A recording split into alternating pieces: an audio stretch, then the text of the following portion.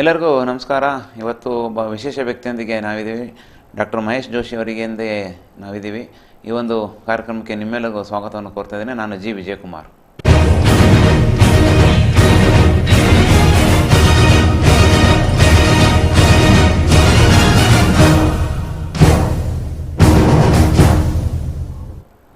ವೀಕ್ಷಕರೇ, ಇವತ್ತು ಒಬ್ಬ ವಿಶೇಷ ವ್ಯಕ್ತಿಯೊಂದಿಗೆ ನಾವು ನಿಮ್ಮನ್ನು ಪರಿಚಯ ಮಾಡಿಸ್ತಾ ಇದ್ದೀವಿ. ಡಾಕ್ಟರ್ ಮಹೇಶ್ ಜೋಶಿ ಅವರು ಮುಂದಿನ ಒಂದು ಕನ್ನಡ ಸಾಹಿತ್ಯ ಪರಿಷತ್ತಿನ ರಾಜ್ಯಾಧ್ಯಕ್ಷ ಸ್ಥಾನಕ್ಕೆ ಪ್ರಬಲ ಆಕಾಂಕ್ಷಿಗಳು, ಸೇವಾಕಾಂಕ್ಷಿಗಳು ಆದ ಡಾಕ್ಟರ್ ಮಹೇಶ್ ಜೋಶಿ ಅವರು ನಮ್ಮೊಂದಿಗಿದ್ದಾರೆ. ಅವರಿಗೆ ನಿಮ್ಮೆಲ್ಲರ ಪರವಾಗಿ ಹೃತ್ಪೂರ್ವಕವಾದ ಸ್ವಾಗತವನ್ನು ನಾನು ಕೋರ್ತಾ ಇದ್ದೇನೆ ಸರ್. ನಮ್ಮ ಶಿವಮೊಗ್ಗ ಟಿವಿಯ ಎಲ್ಲ ಗೌರವಾನ್ವಿತ ವೀಕ್ಷಕರಿಗೆ ಶುಭೋದಯ ಹಾಗೆ ನಮಸ್ಕಾರಗಳು. ಸರ್, ಈಗಾಗಲೇ ಸಾಕಷ್ಟು ಮಾತುಗಳು ಕೇಳಿ ಬರ್ತಾ ಇದ್ದಾವೆ. ಕನ್ನಡ ಸಾಹಿತ್ಯ ಪರಿಷತ್ತಲ್ಲಿ ಎಲ್ಲ ಜಡ್ಡು ಹಿಡಿದೋಗಿದೆಯಪ್ಪ, ಇನ್ನೇನು ಮಹೇಶ್ ಜೋಶಿ ಅವರು ಬಂದು ಏನು ಮಾಡ್ತಾರೆ ಅದಕ್ಕೆ, ಆ ಥರ ಕೇಳ್ತಿದ್ದಾರೆ. ಏನು ಸರ್ ನಿಮ್ಮ ಅಭಿಪ್ರಾಯ? ಖಂಡಿತವಾಗಿಯೂ ಗೌರವಾನ್ವಿತ ಕನ್ನಡ ಸಾಹಿತ್ಯ ಪರಿಷತ್ತಿನ ಮತದಾರರು ಬಹುದೊಡ್ಡ ನಿರೀಕ್ಷೆನ ಇಟ್ಕೊಂಡಿದ್ದಾರೆ. ಯಾತಕ್ಕಂದರೆ ನೀವೇನು ಹೇಳಿರಿ, ಒಂದು ಪದವನ್ನು ಪ್ರಯೋಗ ಮಾಡಿರಿ, ಜಡ್ಡು ಹಿಡಿದು ಹೋಗಿರ್ತಕ್ಕಂಥದ್ದು. ನಾನು 2005ರಲ್ಲಿ ದೂರದರ್ಶನಕ್ಕೆ ಬಂದಾಗ ಅದೂ ಸಂಸ್ಥೆಯು ಸಹಿತ ಜಡ್ಡು ಹಿಡಿದು ಹೋಗಿತ್ತು. ಮಾನಸಿಕವಾಗಿ ಎಷ್ಟು ಕುಗ್ಗಿ ಹೋಗಿದ್ದರು ನಮ್ಮ ದೂರದರ್ಶನದಲ್ಲಿ ಕೆಲಸ ಮಾಡ್ತಕ್ಕಂಥವ್ರು ಅಂದರೆ, ನಮ್ಮ ಚಾನಲನ್ನು ಯಾರು ನೋಡ್ತಾರೆ ಅನ್ನುವಂಥ ಪ್ರಶ್ನೆ ನಾವು ಹಾಕೋತಾ ಇದ್ವಿ. ಆಗ ಅದನ್ನು ಸವಾಲಾಗಿ ಸ್ವೀಕರಿಸಿ, ತಮಗೆಲ್ಲ ಗೊತ್ತಿದೆ, ಇವತ್ತು ದೂರದರ್ಶನ ಸಮೀಪ ದರ್ಶನ ಆಗಿದೆ. ಕಲಾವಿದರಿಂದ, ವೀಕ್ಷಕರಿಂದ, ಎಲ್ಲರಿಂದ ದೂರವಾಗಿರ್ತಕ್ಕಂತಹ ದೂರದರ್ಶನವನ್ನು ಪರಿವರ್ತನೆ ಮಾಡಿ ಸಮೀಪ ದರ್ಶನವನ್ನು ಮಾಡಿದೆ. ಬೆಳಕಿಗೆ ಬರದೇ ಇರತಕ್ಕಂತಹ ಹೊಸ ಹೊಸ ಪ್ರತಿಭೆಗಳನ್ನು, ಸಾಮಾನ್ಯರಲ್ಲಿ ಸಾಮಾನ್ಯರಾಗಿರ್ತಕ್ಕಂಥವ್ರನ್ನ ಹೊರಗಡೆ ತಂದೆ.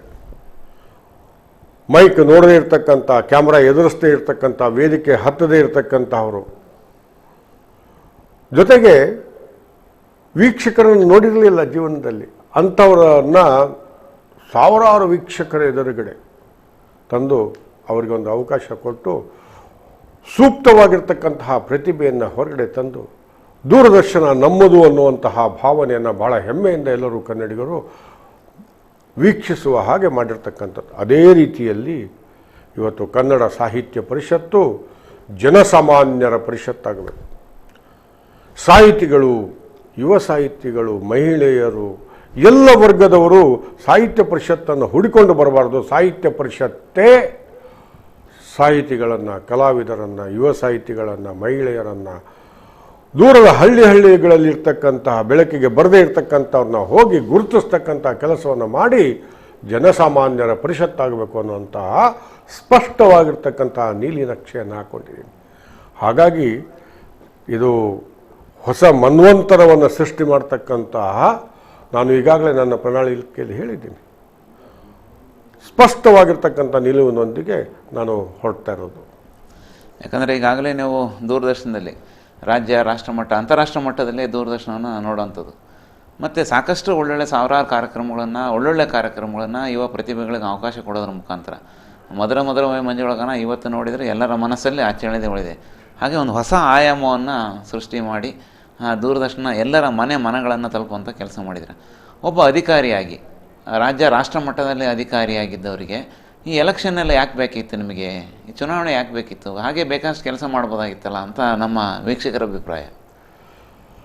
ಖಂಡಿತವಾಗಿಯೂ ವೀಕ್ಷಕರ ಅಭಿಪ್ರಾಯಕ್ಕೆ ನಾನು ಗೌರವವನ್ನು ಕೊಡ್ತೀನಿ. ಅಭಿಪ್ರಾಯಗಳನ್ನು ವ್ಯಕ್ತಪಡಿಸ್ತಕ್ಕಂತಹದ್ದು ಪ್ರಜಾಪ್ರಭುತ್ವದ ಒಂದು ದಿಟ್ಟವಾಗಿರ್ತಕ್ಕಂತಹ ಗುಣ. ಅದು ನಾನು ಖಂಡಿತವಾಗಿಯೂ ದೂರದರ್ಶನದಲ್ಲಿ ಅಧಿಕಾರಿಯಾಗಿ ನಾನು ಯಾವತ್ತೂ ಸಹಿತ ತೋರಿಸ್ಕೊಳ್ಳಿಲ್ಲ. ಒಬ್ಬ ಸಾಂಸ್ಕೃತಿಕ ರಾಯಭಾರಿಯಾಗಿ ನಾನು ಎಲ್ಲರೊಡನೆ ಸೇರಿ, ಜೊತೆಗೆ ಒಬ್ಬ ಕಲಾವಿದನೂ ಅದೇ. ನಾನು ಮಧುರ ಮಂಜುಳಗಾನದಲ್ಲಿ ಏನೂ ಸಂಗೀತ ಬರದೇ ಇರ್ತಕ್ಕಂಥ ನನ್ನಂಥವನೇ ಹಾಡ್ಬೋದು ಅಂದಮೇಲೆ ನೀವು ಹಾಡ್ಬೋದು ಅನ್ನೋದಕ್ಕೋಸ್ಕರವಾಗಿ ಒಂದು ಮಾದರಿಯಾಗಲಿ ಅಂತ ಅವರಿಗೆ ಧೈರ್ಯ ತುಂಬೋದಕ್ಕೋಸ್ಕರವಾಗಿ ನಾನೇ ವೇದಿಕೆ ಮೇಲೆ ಬಂದು ಹಾಡನ್ನು ಹಾಡ್ತಾ ಇದ್ದೆ. ಹಾಗಾಗಿ ನಾನು ಅಲ್ಲಿ ಅಧಿಕಾರ ಅಂತಕ್ಕಂಥದ್ದು ಬರಲೇ ಇಲ್ಲ. ವಿಜಯಕುಮಾರ್ ಅವರೇ ಭಾಳ ಪ್ರಾಮಾಣಿಕವಾಗಿ ಹೇಳ್ತೀನಿ, ಅಧಿಕಾರದಲ್ಲಿದ್ದು ನಿವೃತ್ತಿಯಾದ ಮೇಲೆ ಹಿಂದಿನ ಭಾಗದಿಂದ ಕನ್ನಡ ಸಾಹಿತ್ಯ ಪರಿಷತ್ತಿಗೆ ಬರಬೇಕು ಅಥವಾ ಕನ್ನಡ ಸಾಹಿತ್ಯ ಪರಿಷತ್ತಿನಲ್ಲಿ ನನ್ನ ಪುನರ್ವಸತಿ ಆಗಬೇಕು ಅನ್ನುವಂತಹ ಯೋಚನೆ ನನ್ನ ಕನಸಿನಲ್ಲೂ ಇಲ್ಲ. ಅಂತಹ ಮಾತು ಅಂತಹ ಒಂದು ವಿಚಾರನೂ ಸಹಿತ ನನ್ನ ಮನಸ್ಸಲ್ಲಿಲ್ಲ. ನಾನು ಭಾಳ ಸ್ಪಷ್ಟವಾಗಿ ಹೇಳ್ತಕ್ಕಂಥದ್ದು, ನಾನು ಅಧಿಕಾರದಲ್ಲೇ ಬರಬೇಕು ಅಂದರೆ ಅಥವಾ ಅಧಿಕಾರದಲ್ಲಿ ಇರಬೇಕು ಅಂದರೆ ಭಾಳ ಗೌರವದಿಂದ ವಿನಯದಿಂದ ಹೇಳ್ತೇನೆ, ಅಹಂಕಾರದಿಂದ ಅಲ್ಲ, ವಿನಯದಿಂದ.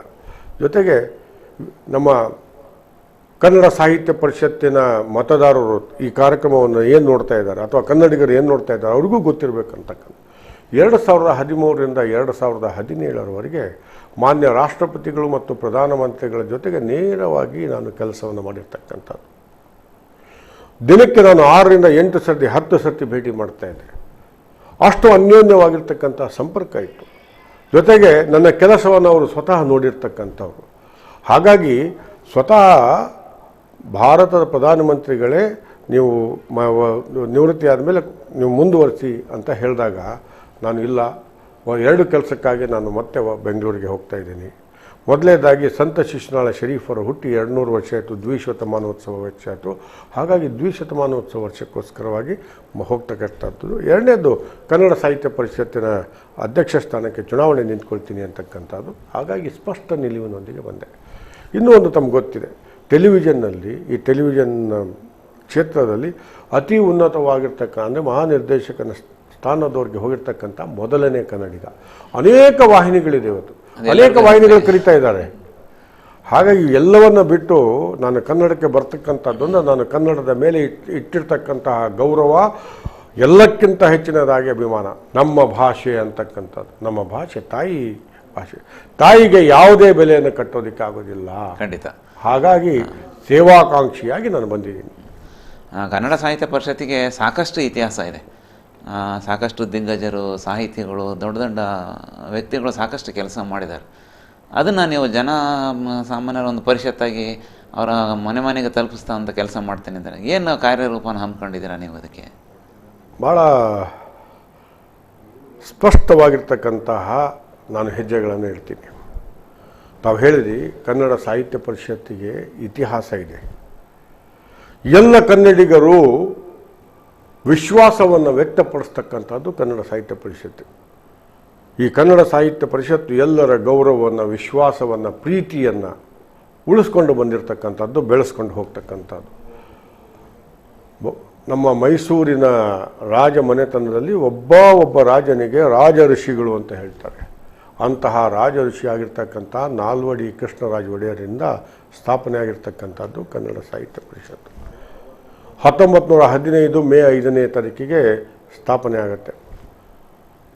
ಶ್ರೇಷ್ಠ ಆಡಳಿತಗಾರರು, ಪಾರದರ್ಶಕವಾಗಿರ್ತಕ್ಕಂಥ ಆಡಳಿತವನ್ನು ನಡೆಸಿರ್ತಕ್ಕಂತಹ ಆಡಳಿತಕ್ಕೆ ಇನ್ನೊಂದು ಹೆಸರು ಅಂತಂದರೆ ಸರ್ ಎಂ ವಿಶ್ವೇಶ್ವರಯ್ಯನವರು. ಖಂಡಿತ ಅವರ ಮುಂದಾಲೋಚನೆ ಜೊತೆಗೆ ಇನ್ನೊಬ್ಬ ಸರ್ ಮಿರ್ಜಾ ಇಸ್ಮಾಯಿಲ್ ಅವರು ಇದಕ್ಕೆ ಆರ್ಥಿಕವಾಗಿರ್ತಕ್ಕಂಥ ಸುಭದ್ರತೆಯನ್ನು ತಂದುಕೊಟ್ಟು ಈ ಕನ್ನಡ ಸಾಹಿತ್ಯ ಪರಿಷತ್ತನ್ನು ಜನಪರ ಪರಿಷತ್ತನ್ನಾಗಿ ಮಾಡೋದಕ್ಕೆ ಈ ಮೂವರು ಮಹನೀಯರನ್ನು ನಾನು ಯಾವತ್ತೂ ಸ್ಮರಿಸ್ತೇನೆ. ಹಾಗಾಗಿ ತಾವೇನು ಹೇಳಿದ್ರಿ, ಇದಕ್ಕೆ ಪರಂಪರೆ ಇದೆ ಅಂತ, ಇತಿಹಾಸ ಇದೆ ಅಂತ, ಇಂತಹ ಶ್ರೇಷ್ಠ ಮಹನೀಯರಿಂದ, ದಾರ್ಶನಿಕರಿಂದ, ನಾನು ಅವರಿಗೆ ದಾರ್ಶನಿಕರು ಅಂತ ಹೇಳ್ತೇನೆ, ಯಾಕಂದರೆ ಮುಂದೆ ಇಂಥದ್ದಾಗಬೇಕು ಅಂತಕ್ಕಂಥ ಅಂತಹ ಮಹನೀಯರಿಂದ ಸ್ಥಾಪಿತರಾಗಿರ್ತಕ್ಕಂಥದ್ದು. ಜೊತೆಗೆ ಕನ್ನಡದ ದಿಗ್ಗಜರು ಸಾಹಿತ್ಯ ಪರಿಷತ್ತಲ್ಲಿದ್ದು, ಮಾಸ್ತಿಯವರಾಗಲಿ, ತೀತಾ ಶರ್ಮಾ ಅವರಾಗಲಿ, ಸ್ವತಃ ಮಹಾರಾಜರೇ ಕನ್ನಡ ಸಾಹಿತ್ಯ ಪರಿಷತ್ತಿನ ಅಧ್ಯಕ್ಷರಾಗಿದ್ದರು ಅನೇಕ ವರ್ಷಗಳ ಕಾಲ. ಆದರೆ ಇವತ್ತೆಲ್ಲೋ ನನಗೊಂಥರ ಬೇಸರ. ಈ ಕನ್ನಡ ಸಾಹಿತ್ಯ ಪರಿಷತ್ತು ಎಲ್ಲರ ಸ್ವತ್ತಾಗಬೇಕು. ಕೆಲವು ಗುಂಪುಗಳು ಅಥವಾ ಕೆಲವು ಪಕ್ಷಗಳಾಗಲಿ ಅಥವಾ ಕೆಲವು ಸಿದ್ಧಾಂತಗಳನ್ನು ಹೊಂದಿರತಕ್ಕಂಥವರಾಗಲಿ ಆಗಬಾರ್ದು. ಇದು ಎಲ್ಲ ಕನ್ನಡಿಗರು, ಪ್ರತಿಯೊಬ್ಬ ಕನ್ನಡಿಗನು ಸಹಿತ ಕನ್ನಡ ಸಾಹಿತ್ಯ ಪರಿಷತ್ತು ನಮ್ಮದು, ನನ್ನದು ಅನ್ನುವಂತಹ ಭಾವನೆಯಿಂದ ಬರಬೇಕು. ಈಗ ನಮ್ಮ ಮನೆಗೆ ನಾವು ಬಂದಾಗ ಎಷ್ಟು ಗೌರವ ಇಟ್ಕೊಂಡ್ಬರ್ತೀವಿ, ನಮ್ಮದು ಅನ್ನುವಂಥ ಭಾವನೆ ಇರುತ್ತೆ. ಅದೇ ಥರ ಕನ್ನಡ ಸಾಹಿತ್ಯ ಪರಿಷತ್ತು ನಮ್ಮದು ಅಂತಕ್ಕಂಥ.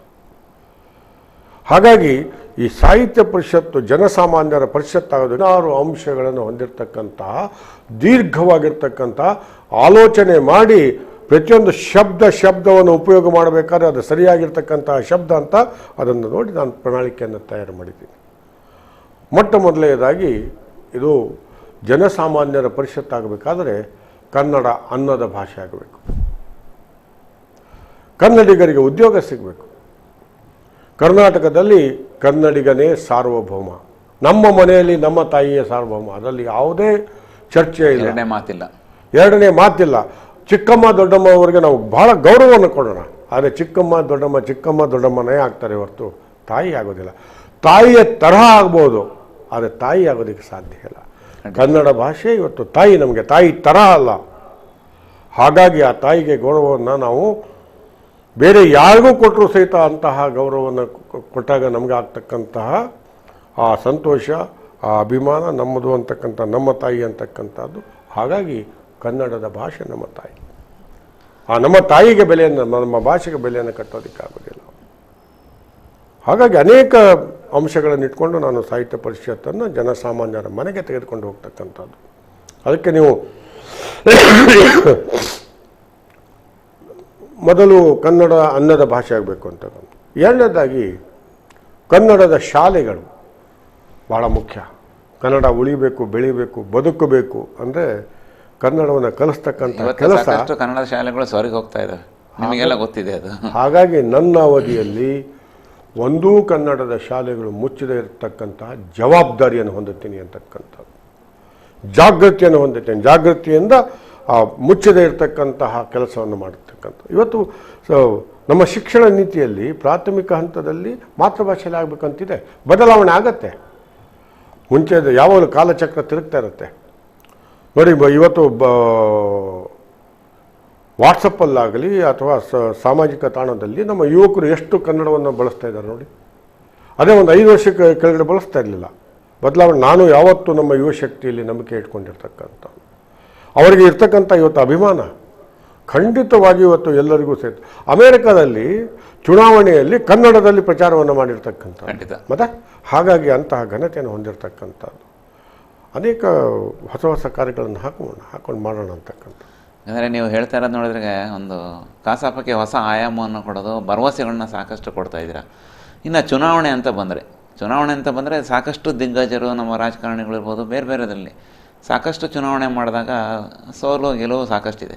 ಹಾಗಾಗಿ ಚುನಾವಣೆಯಲ್ಲಿ ನೀವು ಯಾವ ರೀತಿ ಕಾರ್ಯತಂತ್ರವನ್ನು ರೂಪಿಸಿದ್ದೀರಿ? ಯಾಕಂದರೆ ಈ ಫೀಲ್ಡ್ ಹೊಸದು ನಿಮಗೆ. ಹಾಗಾಗಿ ಹೆಂಗೆ ನಿಮಗೆ ಜನ ಒಪ್ಕೊಂತಾರೆ? ಮಹೇಶ್ ಜೋಶಿಯವರು ಜನ ಒಪ್ಪಬೇಕಲ್ಲ. ಖಂಡಿತವಾಗಿಯೂ ನೀವು ಒಂದು ಶಬ್ದವನ್ನು ಉಪಯೋಗ ಮಾಡಿದ್ರಿ, ಕಾರ್ಯತಂತ್ರ ಅಂತ. ನಾನು ಕಾರ್ಯತಂತ್ರ ಅನ್ನುವಂಥ ಶಬ್ದವನ್ನು ಒಪ್ಪೋದಿಲ್ಲ. ಈ ತಂತ್ರದಲ್ಲಿ ಕುತಂತ್ರತೆ ಜಾಸ್ತಿ ಇರುತ್ತೆ. ಹಾಗಾಗಿ ನಾನು ವಿಧಾನಗಳು ಅಂತ ಹೇಳ್ತಕ್ಕಂಥದ್ದು. ಜನರನ್ನು ಮುಟ್ಟಬೇಕಾದ್ರೆ ಅನೇಕ ವಿಧಾನಗಳಿದೆ, ಅನೇಕ ಮಾರ್ಗಗಳಿದೆ. ಹಾಗಾಗಿ ಅಂತಹ ಮಾರ್ಗಗಳನ್ನು ನನಗೆ, ಅದರಲ್ಲೂ ಸಹಿತ ಕನ್ನಡ ಸಾಹಿತ್ಯ ಪರಿಷತ್ತಿನ ಮತದಾರರು, ಗೌರವಾನ್ವಿತ ಸದಸ್ಯರನ್ನು ನನಗೆ ಒಂದೇ ಒಂದು ಭಾಳ ಹೆಮ್ಮೆಯಿಂದ, ವಿನಯದಿಂದ ಹೇಳಬೇಕು ಅಂದರೆ ವಿಜಯಕುಮಾರ್ ಅವರೇ, ನನ್ನನ್ನು ಎಲ್ಲರೂ ಸಹಿತ ನೋಡಿದ ತಕ್ಷಣ ಜೋಶಿಯವರಲ್ವ ಅಂತ ಹೇಳ್ತಾರೆ. ಮುಖ ಪರಿಚಯ ಎಲ್ಲರಿಗೂ ಇದೆ. ಎಲ್ಲರೂ ಸಹಿತ ಸುಮಾರು 12 ವರ್ಷಗಳ ಕಾಲ ಸತತವಾಗಿ ದೂರದರ್ಶನದಲ್ಲಿ ನೋಡಿದ್ದಾರೆ, ಮಾಧ್ಯಮದಲ್ಲಿ ನೋಡಿದ್ದಾರೆ, ಇವತ್ತು ನೋಡ್ತಾ ಇದ್ದಾರೆ. ಹಾಗಾಗಿ ನಾನು ಯಾರದೇ ಮನೆಗೆ ಹೋದರೆ ಬನ್ನಿ ಜೋಶಿಯವರೇ ಅಂತ ಕರೀತಾರೆ ಹೊರತು ನೀವು ಯಾರು ಅಂತ ಕೇಳೋದಿಲ್ಲ. ಇದು ಒಂದು ನನಗೆ ಹೆಮ್ಮೆ. ಜೊತೆಗೆ ನಾನು ಕನ್ನಡಿಗರ ಜೊತೆಗೆ ಇಟ್ಟುಕೊಂಡಿರ್ತಕ್ಕಂಥ ಸಂಪರ್ಕಕ್ಕೆ ಇದು ಸಾಕ್ಷಿ ಅಂತಕ್ಕಂಥ ಅಭಿಮಾನ. ಹಾಗಾಗಿ ಜೋಶಿಯವರೇ, ನೀವು ನಿಂತಾಗ ನೀವು ಸೂಕ್ತವಾಗಿರ್ತಕ್ಕಂಥ ವ್ಯಕ್ತಿ ನೀವು. ಯಾಕಂದರೆ ನಾವು ದೂರದರ್ಶನದಲ್ಲಿ ನೀವು ಏನು ಬದಲಾವಣೆಯನ್ನು ತಂದಿದ್ದೀರಂತ ನಾವೇ ಸಾಕ್ಷಿಯಾಗಿ ನೋಡಿದ್ದೀವಿ. ಇನ್ನು ಕೆಲವರು ಎಷ್ಟು ಮುಂದೆ ಹೆಜ್ಜೆ ಇಟ್ಟು ಹೇಳಿದರು ಅಂದರೆ, ಜೋಶಿಯವರೇ, ನಿಮ್ಮಂಥವ್ರು ನಿಂತಾಗ ಎಲ್ಲರೂ ಸಹಿತ ಆ ಕಣದಿಂದ ವಾಪಸ್ ಹೋಗಬೇಕು, ಒಂದು ಹೊಸ ಮಾದರಿ ಆಗಬೇಕು ಅಂತಕ್ಕಂಥದ್ದನ್ನು ಅನೇಕರು ಹೇಳಿದ್ದಾರೆ. ಆದರೆ ಇದು ಪ್ರಜಾಪ್ರಭುತ್ವದಲ್ಲಿ ಚುನಾವಣೆ ಅನಿವಾರ್ಯ.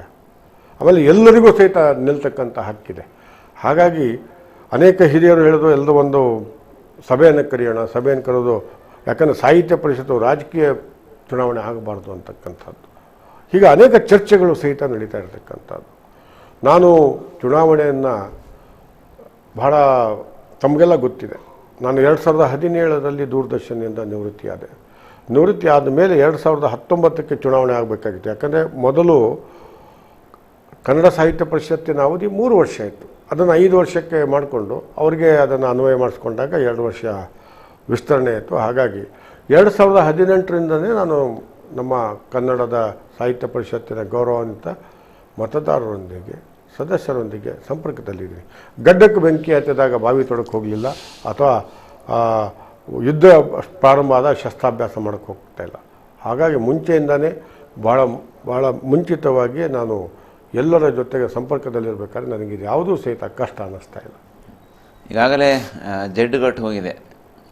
ಕಸಾಪ ಅಂದರೆ ಜನ ಏನಪ್ಪ ಅವೇ ಕಾರ್ಯಕ್ರಮಗಳು, ಅವೇ ಸನ್ಮಾನಗಳು, ಅವೇ ಸಾಹಿತಿಗಳಿಗೆ ಸನ್ಮಾನ ಮಾಡೋದು, ಅದು ಬಿಟ್ಟರೆ ಏನೋ ಹೊಸದೇನಿಲ್ಲ. ಹಾಗಾಗಿ ಅದನ್ನು ಆ ಆಡಳಿತ ವ್ಯವಸ್ಥೆಯನ್ನು ಹೇಗೆ ಸರಿ ಮಾಡಲಿಕ್ಕೆ ನಿಮಗೆ ಶಕ್ತಿ ಇದೆ? ಏನು ನಿಮಗೆ ಜೊತೆಗೆ ಯಾರು ಸಾಥ್ ಕೊಡ್ತಾರೆ? ಖಂಡಿತವಾಗಿಯೂ ಆಡಳಿತದಲ್ಲಿರ್ತಕ್ಕಂತಹ ಅನುಭವ ಇದೆಯಲ್ಲ, ಅದೊಂದು ದೊಡ್ಡ ಶಕ್ತಿ. ಅದು ಭಾಳ ದೊಡ್ಡ ಶಕ್ತಿ. ನನ್ನ ಜೊತೆಗೆ ಇರ್ತಕ್ಕಂಥವರು, ಅಥವಾ ನಾನು ಯಾವಾಗಲೂ ಹೇಳ್ತಾ ಇದ್ದೀನಿ, ನನಗೆ ಯಾರೂ ಪ್ರತಿಸ್ಪರ್ಧಿಗಳಿಲ್ಲ ಅಂತ, ಎಲ್ಲರೂ ಸಹಿತ ಸಹಸ್ಪರ್ಧಿಗಳು ಅಂತ. ಈಗ ನನ್ನ ಜೊತೆಗೆ ರಾಜ್ಯ ಅಧ್ಯಕ್ಷ ಸ್ಥಾನಕ್ಕೆ ಸ್ಪರ್ಧೆಗೆ ಇಳಿದಿರ್ತಕ್ಕಂಥವ್ರಿಗೆ ನನ್ನ ಆಡಳಿತದ ಅನುಭವ ಇಲ್ಲ, ನನ್ನ ಸಾಂಸ್ಕೃತಿಕವಾಗಿರ್ತಕ್ಕಂಥ ಅನುಭವ ಇಲ್ಲ, ಅಥವಾ ನನ್ನ ಈ ಮಾಧ್ಯಮದ ಅನುಭವ ಇಲ್ಲ. ಹಾಗಾಗಿ ಈ ಮಾಧ್ಯಮದ ಅನುಭವ, ಆಡಳಿತದ ಅನುಭವ, ಸಾಂಸ್ಕೃತಿಕವಾಗಿರ್ತಕ್ಕಂಥ ಅನುಭವದ ಹಿನ್ನೆಲೆಯಲ್ಲಿ ನಾನು ಜನರನ್ನು ಭಾಳ ಬೇಗವಾಗಿ ತಲುಪ್ತಕ್ಕಂಥದ್ದು.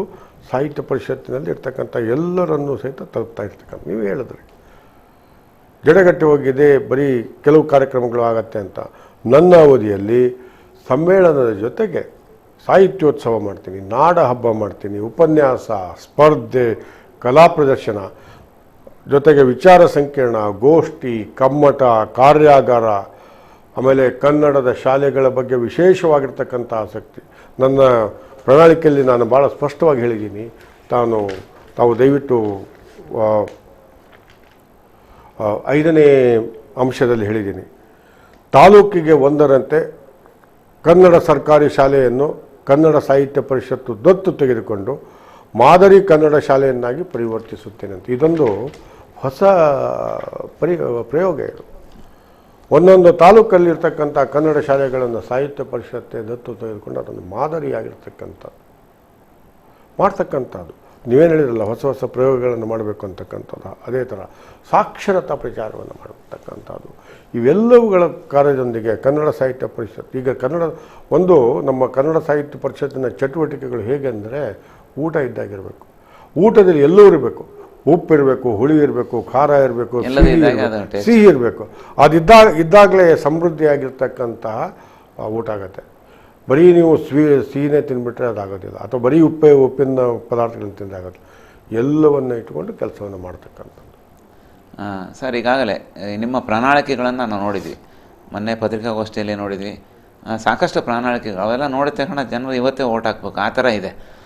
ಅದನ್ನೆಲ್ಲ ಇಂಪ್ಲಿಮೆಂಟೇಷನ್, ಯಾಕಂದರೆ ರಾಜಕಾರಣದಲ್ಲಿ ಸಾಕಷ್ಟು ಜನ ಇರ್ತಾರೆ.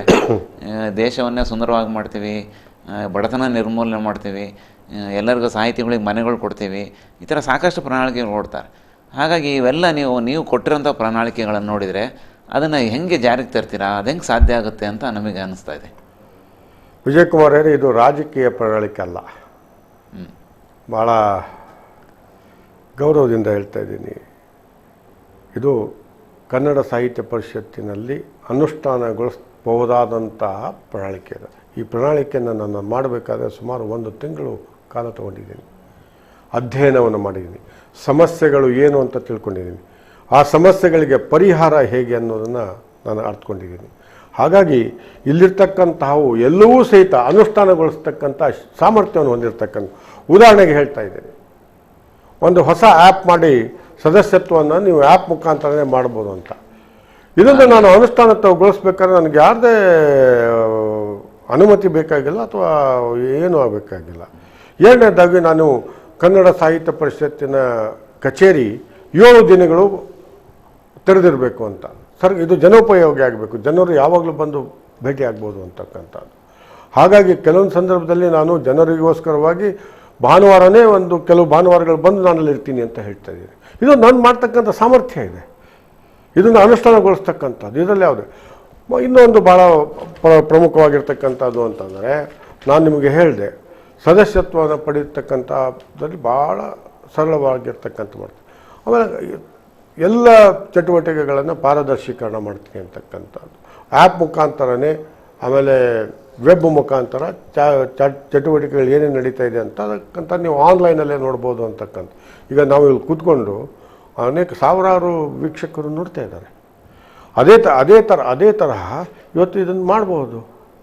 ಇದಕ್ಕೆ ಈ ಅನುಷ್ಠಾನಗೊಳ್ಬೇಕಾದ್ರೆ ಎಲ್ಲವೂ ಸಾಮರ್ಥ್ಯ ಇರ್ತಕ್ಕಂಥ, ನಾನು ಹಳ್ಳಿಗೆ ಹೋಗಿ ಪಾದಯಾತ್ರೆ ಮಾಡ್ತೀನಿ ಅಂತ ಹೇಳಿದ್ದೀನಿ. ಯಾಕಂದ್ರೆ ಸಾಹಿತ್ಯ ಪರಿಷತ್ತನ್ನು ಬೆಳೆಸ್ತೀನಿ ಅಂತ. ಪಾದಯಾತ್ರೆ ಮಾಡಬೇಕಾಗಿರೋದು ನಾನು ಮಾಡಬೇಕಾದ್ರೆ ನನಗೆ ಯಾರ್ದು ಪರವಾನಗಿ ಬೇಕಾಗಿಲ್ಲ. ಅದೇ ಥರ ಇಲ್ಲಿರ್ತಕ್ಕಂಥ ಎಲ್ಲ ಚಟುವಟಿಕೆಗಳಿಗೆ ಅನುಷ್ಠಾನವನ್ನು ಗೊಳಿಸ್ತಕ್ಕಂಥ ಸಾಮರ್ಥ್ಯ ಹಿನ್ನೆಲೆಯಲ್ಲಿ ಮಾತ್ರ ಇವನ್ನು ನಾನು ಮಾಡಿರ್ತಕ್ಕಂಥದ್ದು. ನಾನು ಗಾಳಿ ಗೋಪುರವನ್ನು ಕಟ್ಟೋನಲ್ಲ. ವಾಸ್ತವಿಕವಾಗಿ ನೆಲದಲ್ಲಿ ನಾವು ಕುರ್ಚಿಯಲ್ಲಿ ಕೂತರೂ ಸಹಿತ ಕುರ್ಚಿ ನೆಲದ ಮೇಲೆ ಇದೆ ಅಂತಕ್ಕಂಥದ್ದನ್ನು ನಾನು ಮರೆಯೋದಿಲ್ಲ. ನನಗೆ ಆಧಾರ ಇರ್ತಕ್ಕಂಥದ್ದೇ ನೆಲ, ಈ ನೆಲ ಸಂಸ್ಕೃತಿ. ಹಾಗಾಗಿ ನೆಲ ಸಂಸ್ಕೃತಿಯ ಆಧಾರದ ಮೇಲೆ ನಾನು ಆ ಹೊಸ ಕನ್ನಡ ಸಾಹಿತ್ಯ ಪರಿಷತ್ತನ್ನು ಕಟ್ತೀನಿ. ಭದ್ರವಾಗಿರ್ತಕ್ಕಂತಹ ಕನ್ನಡ ಸಾಹಿತ್ಯ ಪರಿಷತ್ತು, ಸಂಸ್ಕೃತಿಯ ಜೊತೆಗೆ ಸಾಹಿತ್ಯದ ಜೊತೆಗೆ ಸಂಸ್ಕೃತಿ ಅಂತಕ್ಕಂಥದ್ದು ಒಂದು ಸಂಪೂರ್ಣವಾಗಿರ್ತಕ್ಕಂತಹ ಬದಲಾವಣೆಯೊಂದಿಗೆ ಮನ್ವಂತರವನ್ನು ಸೃಷ್ಟಿ ಮಾಡ್ತೀನಿ ಅಂತಕ್ಕಂಥದ್ದು. ಸರ್, ಬಹಳ ತುಂಬ ಸಂತೋಷ ಆಗ್ತಾ ಇದೆ. ಜೊತೆಗೆ ನಿಮಗೆ ಯಾವೆಲ್ಲ ಪ್ರಶಸ್ತಿಗಳು ಬಂದಿದ್ದಾವೆ ಅಂತ ನಮ್ಮ ವೀಕ್ಷಕರಿಗೆ ಒಂದು ತಿಳಿಸ್ಬೋದಾ? ನಮಗೆ ಹೆಮ್ಮೆ, ಯಾಕಂದರೆ ಕನ್ನಡಿಗರಿಗೆ ಇಷ್ಟೆಲ್ಲ ಪ್ರಶಸ್ತಿ ಬಂದಿದೆ ಅಂತ ಅನ್ಕಂದ್ರೆ ನಾವು ಸ್ವಲ್ಪ ಮಾಹಿತಿ ಕೊಡೋಣ. ಖಂಡಿತ. ನನಗೆ ಬಹಳ ಒಂದು ಹೆಮ್ಮೆ ಆಗುತ್ತೆ, ಅಷ್ಟೇ ಸಂತೋಷನಾಗುತ್ತೆ. ನಾನು ಭಾಳ ಬಡತನದಲ್ಲಿ ಬಂದಿರತಕ್ಕಂಥವ್ನು, ಯಾವುದೇ ಗಾಡ್ ಫಾದರ್ ಇಲ್ಲದೆ, ಗಾಡೇ ಫಾದರ್ ನನಗೆ. ಹಾಗಾಗಿ ಆಮೇಲೆ ಯಾವುದೇ ಹಿನ್ನೆಲೆ ಇಲ್ಲದೆ, ಹಿನ್ನೆಲೆ ಅಂತಂದರೆ ನಾನು ಹೇಳ್ತಕ್ಕಂಥದ್ದು ಜಾತಿ ಆಗಲಿ ಅಥವಾ ಒಂದು ಆರ್ಥಿಕವಾಗಿರ್ತಕ್ಕಂಥ ಹಿನ್ನೆಲೆ ಯಾವುದೂ ಇಲ್ಲದೆ ಇರ್ತಕ್ಕಂಥದ್ದು, ಒಬ್ಬ ಸಾಮಾನ್ಯರಲ್ಲಿ ಸಾಮಾನ್ಯನಾಗಿ ಬಂದಿರತಕ್ಕಂಥ ಬಡತನ ಏನು ಅಂತಕ್ಕಂಥದ್ದನ್ನು ನಾನು ಅನುಭವಿಸ್ತವನು. ಮೊದಲೇ ಬಾರಿಗೆ ನಾನು ಚಪ್ಪಲಿಯನ್ನು ಹಾಕಿರ್ತಕ್ಕಂಥದ್ದು BA ಮೊದಲನೇ ವರ್ಷ ಓದ್ತಾ ಇರ್ಬೇಕಾದ್ರೆ. ಅಲ್ಲಿವರೆಗೆ ನಾನು ಚಪ್ಪಲಿಯನ್ನು ಸಹಿತ ಹಾಕಿರಲಿಲ್ಲ. ನನ್ನದೇ ಆಗಿರ್ತಕ್ಕಂಥ ಶೂವನ್ನು ಹಾಕಿರ್ತಕ್ಕಂಥದ್ದು ನಾನು ಗ್ರ್ಯಾಜುಯೇಟ್ ಆದಮೇಲೆ. ಯಾತಕ್ಕೆ ಇದನ್ನು ಹೇಳ್ತಾ ಇದ್ದೇನೆ ಅಂದರೆ, ಇಷ್ಟು ಬಡತನದಿಂದ ಬಂದಿರತಕ್ಕಂಥ ನಾನು ಸಾಧನೆಯನ್ನು ಮಾಡ್ಬೋದು ಅಂದರೆ, ಅನೇಕರು ಈ ಕಾರ್ಯಕ್ರಮವನ್ನು ನೋಡ್ತಕ್ಕಂತಹವರು ಅವರು ಸಹಿತ ಸಾಧನೆಯನ್ನು ಮಾಡ್ತಕ್ಕಂತಹ ಸಾಮರ್ಥ್ಯವನ್ನು ಹೊಂದಿದ್ದಾರೆ ಅನ್ನೋದಕ್ಕೋಸ್ಕರವಾಗಿ ನನಗೆ ಕರ್ನಾಟಕದಲ್ಲಿ ಅದೇ ವೇಳೆ ಭಾರತದಲ್ಲಿ ಅಂತಾರಾಷ್ಟ್ರೀಯ ಮಟ್ಟದಲ್ಲಿ ಅನೇಕ ಪ್ರಶಸ್ತಿಗಳು ಬಂದಿದೆ. ಸುಮಾರು 200ಕ್ಕಿಂತ ಹೆಚ್ಚಿನ ರಾಜ್ಯ ಮತ್ತು ಅಂತಾರಾಷ್ಟ್ರೀಯ ಮಟ್ಟದ ಪ್ರಶಸ್ತಿಗಳು ಬಂದಿವೆ. ಅದರಲ್ಲಿ ಬಹಳ ಮುಖ್ಯವಾಗಿರ್ತಕ್ಕಂಥದ್ದು ಕೆಲವು ಪುರಸ್ಕಾರಗಳು. 55ನೇ ವರ್ಷಕ್ಕೆ, ನನಗಿನ್ನೂ 55 ವರ್ಷ ಆಗಿ ಮುಗಿದಿರಲಿಲ್ಲ, ಆವಾಗಲೇ ನನಗೆ ಭಾಳ ಕನ್ನಡ ನಾಡಿನಲ್ಲಿ ಭಾಳ ಹೆಮ್ಮೆ ಪಡ್ತಕ್ಕಂತಹ ನಾಡೋಜ ಪ್ರಶಸ್ತಿ. ನಾಡೋಜ ಅಂದರೆ ನಾಡಿಗೆ, ಓಜ ಅಂದರೆ ನಾಡಿಗೆ ಶಿಕ್ಷಕ ಅಂತಕ್ಕಂಥದ್ದು. ಹಂಪಿ ಕನ್ನಡ ಯೂನಿವರ್ಸಿಟಿ, ಹಂಪಿ ಕನ್ನಡ ವಿಶ್ವವಿದ್ಯಾಲಯ ಕೊಡ್ತಕ್ಕಂಥ ಈ ಪುರಸ್ಕಾರವನ್ನು ಪಡೆದಿರ್ತಕ್ಕಂಥ ಅತಿ ಚಿಕ್ಕವನು, ಅತಿ ಕಿರಿಯನು ಅಂತಕ್ಕಂಥದ್ದು. 55 ವರ್ಷಕ್ಕೆ ಇವತ್ತಿನವರೆಗೆ ಸಹಿತ ಯಾರಿಗೆ ನಾಡೋಜ ಸಿಕ್ಕಿಲ್ಲ. ನಾಡು, ನುಡಿ, ನೆಲ, ಜಲಕ್ಕೆ ಸೇವೆಯನ್ನು ಮಾಡಿರ್ತಕ್ಕಂಥವನು ಗುರುತಿಸಿಕೊಡ್ತಕ್ಕಂಥ ಪುರಸ್ಕಾರ ಇದು. ಎರಡನೇದಾಗಿ 52 ವರ್ಷಕ್ಕೆ ನನಗೆ ಗೌರವ ಡಾಕ್ಟ್ರೇಟು ಗುಲ್ಬರ್ಗ ಯೂನಿವರ್ಸಿಟಿಯಿಂದ. 2006ರಲ್ಲಿ ನಾವು ಸುವರ್ಣ ಮಹೋತ್ಸವನ ಕರ್ನಾಟಕದ ಏಕೀಕರಣದ ಸುವರ್ಣ ಮಹೋತ್ಸವವನ್ನು ಆಚರಿಸಿದಾಗ ಕರ್ನಾಟಕದಲ್ಲಿರ್ತಕ್ಕಂಥ ಪ್ರತಿಷ್ಠಿತವಾಗಿರ್ತಕ್ಕಂಥ ಕೆಂಪೇಗೌಡ ಪ್ರಶಸ್ತಿ ಮಹಾನಗರ ಪಾಲಿಕೆಯಿಂದ ಕೊಡ್ತಕ್ಕಂಥದ್ದು. ಅದೇ ತರಹ ರಾಜ್ಯೋತ್ಸವ ಪ್ರಶಸ್ತಿ 2006ರಲ್ಲಿ ಬಂತು. ಪರಮ ಪೂಜ್ಯ ಬಾಲಗಂಗಾಧರ ಸ್ವಾಮಿಗಳು ಕೊಟ್ಟಿರ್ತಕ್ಕಂಥ ಚುಂಚಶ್ರೀ, ಅದೇ ಥರ ಅನೇಕ ಪ್ರಶಸ್ತಿಗಳು. ರೋಟ್ರಿ ಸಂಸ್ಥೆ ಕೊಡ್ತಕ್ಕಂಥದ್ದು, ಲಯನ್ ಸಂಸ್ಥೆ, ಭಾರತೀಯ ರೆಡ್ ಕ್ರಾಸ್ ಕೊಡ್ತಕ್ಕಂಥದ್ದು, ಅನೇಕ ಸಾಂಸ್ಕೃತಿಕವಾಗಿರ್ತಕ್ಕಂಥದ್ದು, ಆಮೇಲೆ ಕ್ರೀಡೆ, ಇವೆಲ್ಲವುಗಳು ಜೊತೆಗೆ ಕುವೈತ್ ಕನ್ನಡ ಸಂಘದವರು, ಆಮೇಲೆ ಆಸ್ಟ್ರೇಲಿಯಾದ ಕನ್ನಡ ಸಂಘದವರು, ಆಮೇಲೆ ಯುನೈಟೆಡ್ ನೇಷನ್ಸಲ್ಲಿರ್ತಕ್ಕಂಥ ಸಂಸ್ಥೆಯವರು, ಇವೆಲ್ಲವರು ನನಗೆ ಭಾಳ ಹೆಮ್ಮೆ. ಪ್ರಶಸ್ತಿ ನಿಮ್ಮ ಮುಡಿಯೇರಿದ್ದಾವೆ. ಭಾಳ ಸಂತೋಷ ಜೋಶಿಯವರೇ. ಈಗಾಗಲೇ ನಮಗೆ ಒಂದು ಅನುಮಾನ ಏನಪ್ಪ ಅಂದರೆ, ಈ ಕಾಸಾಪದಿಂದ ಸಾಕಷ್ಟು ಪುಸ್ತಕಗಳು ಪ್ರಕಟ ಆಗಿದ್ದಾವೆ, ಅವೆಲ್ಲ ಮೂಲೆಗೆ ಬಿದ್ದುಬಿಟ್ಟಿದ್ದಾವೆ. ಏನಪ್ಪ ಎಲ್ಲ ಪುಸ್ತಕ ಬರೀತಾರೆ, ಒಳ್ಳೊಳ್ಳೆ ಪುಸ್ತಕ ಬರೀತಾರೆ, ಎಲ್ಲೋ ಒಂದು ಕಡೆ ರಿಲೀಸ್ ಮಾಡ್ತಾರೆ, ಆಮೇಲೆ ಅವು ಮೂಲೆ ಹಿಡಿತಾವೆ. ಅವರಿಗೆ ಬೆಳಕು ಚೆಲ್ಲಿಲ್ಲ, ಅವರಿಗೆ ಅದರಿಂದ ಆದಾಯನೂ ಏನಿಲ್ಲ. ಏನಪ್ಪ ಇಷ್ಟೆಲ್ಲ ಕಷ್ಟಪಟ್ಟು ಬರೆದಿರೋದು ಸಾಹಿತಿಗಳ ಕಥೆ ನಿಮಗೆ ಗೊತ್ತಿದೆ, ಅದಕ್ಕೆ ಏನು ಹೊಸ ಆಯಾಮ ಕೊಡ್ತೀರಾ? ಏನು ಅದಕ್ಕೆ ನೀವು ಕಾರ್ಯ ರೂಪಿಸ್ತಿದ್ದೀರಾ? ನಾನು ಖಂಡಿತವಾಗಿಯೂ ಇದಕ್ಕೆ ವಿಶೇಷವಾಗಿರ್ತಕ್ಕಂಥ ಆಸಕ್ತಿಯನ್ನು ವಹಿಸ್ತೀನಿ. ಮುಂದೆ ನಾನು ಕನ್ನಡ ಸಾಹಿತ್ಯ ಪರಿಷತ್ತಿನ ರಾಜ್ಯಾಧ್ಯಕ್ಷ ಆದಾಗ ಖಂಡಿತ ಆಗೇ ಆಗ್ತೀನಿ ಅಂತ ವಿಶ್ವಾಸ ಇದೆ. ಯಾಕಂದರೆ ಕನ್ನಡದ ಸಾಹಿತ್ಯ ಪರಿಷತ್ತಿನ ಗೌರವಾನ್ವಿತ ಮತದಾರರು ಈಗಾಗಲೇ ತೋರಿಸಿದಂಥ ವಿಶ್ವಾಸ, ನನ್ನ ಮೇಲೆ ಇಟ್ಟಿರ್ತಕ್ಕಂತಹ ನಂಬಿಕೆ, ಜೊತೆಗೆ ಬದಲಾವಣೆಯನ್ನು ಮಾಡ್ತಕ್ಕಂತಹ ನಿರೀಕ್ಷೆನ ಇಟ್ಕೊಂಡಿರ್ತಕ್ಕಂಥ ಹಿನ್ನೆಲೆಯಲ್ಲಿ ನಾನು ಖಂಡಿತವಾಗಿಯೂ ಗೆಲ್ತೀನಿ ಅಂತಕ್ಕಂಥದ್ದು. ಅಧಿಕಾರ ಸ್ವೀಕರಿಸಿದ ಮೇಲೆ ಮೊಟ್ಟ ಮೊದಲನೆಯದ ಒಂದು ಆದೇಶ ಏನು ಅಂತಂದರೆ, ಈ ಶಾಲು ಹಾರು ತುರಾಯಿ ಈ ಸಂಸ್ಕೃತಿಗೆ ಪೂರ್ಣ ವಿರಾಮವನ್ನು ಕೊಡ್ತಕ್ಕಂಥದ್ದು. ಕನ್ನಡ ಸಾಹಿತ್ಯ ಪರಿಷತ್ತು ಪ್ರಕಟಣೆ ಮಾಡಿರ್ತಕ್ಕಂಥ ಪುಸ್ತಕವನ್ನು ನಮ್ಮ ಎಲ್ಲ ಕನ್ನಡ ಸಾಹಿತ್ಯ ಪರಿಷತ್ತಿನ ಚಟುವಟಿಕೆಗಳಲ್ಲಿ ಕೊಡ್ತಕ್ಕಂಥದ್ದು.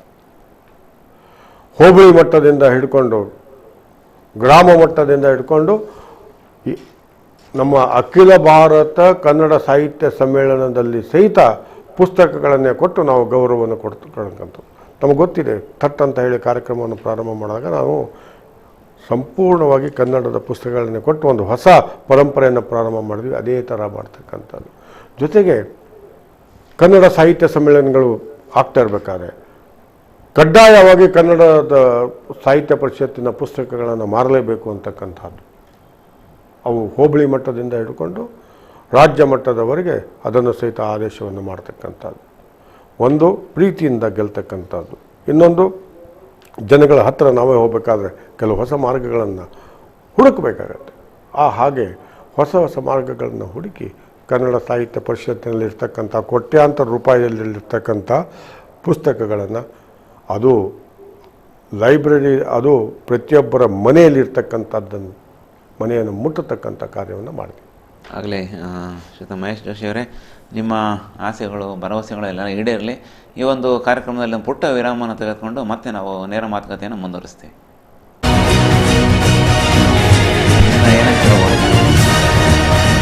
ನಮ್ಮದು ಸ್ವಲ್ಪ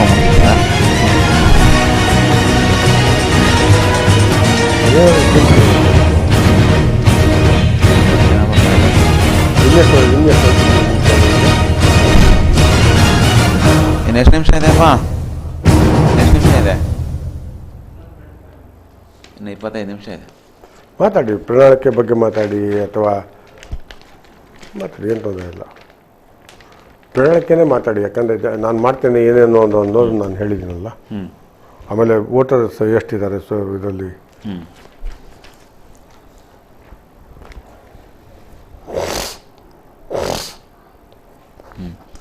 ಇನ್ನು ಕನ್ನಡಿಗರಿಗೆ ಉದ್ಯೋಗಾವಕಾಶದ ಬಗ್ಗೆ ಕನ್ನಡಿಗರಿಗೆ ಉದ್ಯೋಗ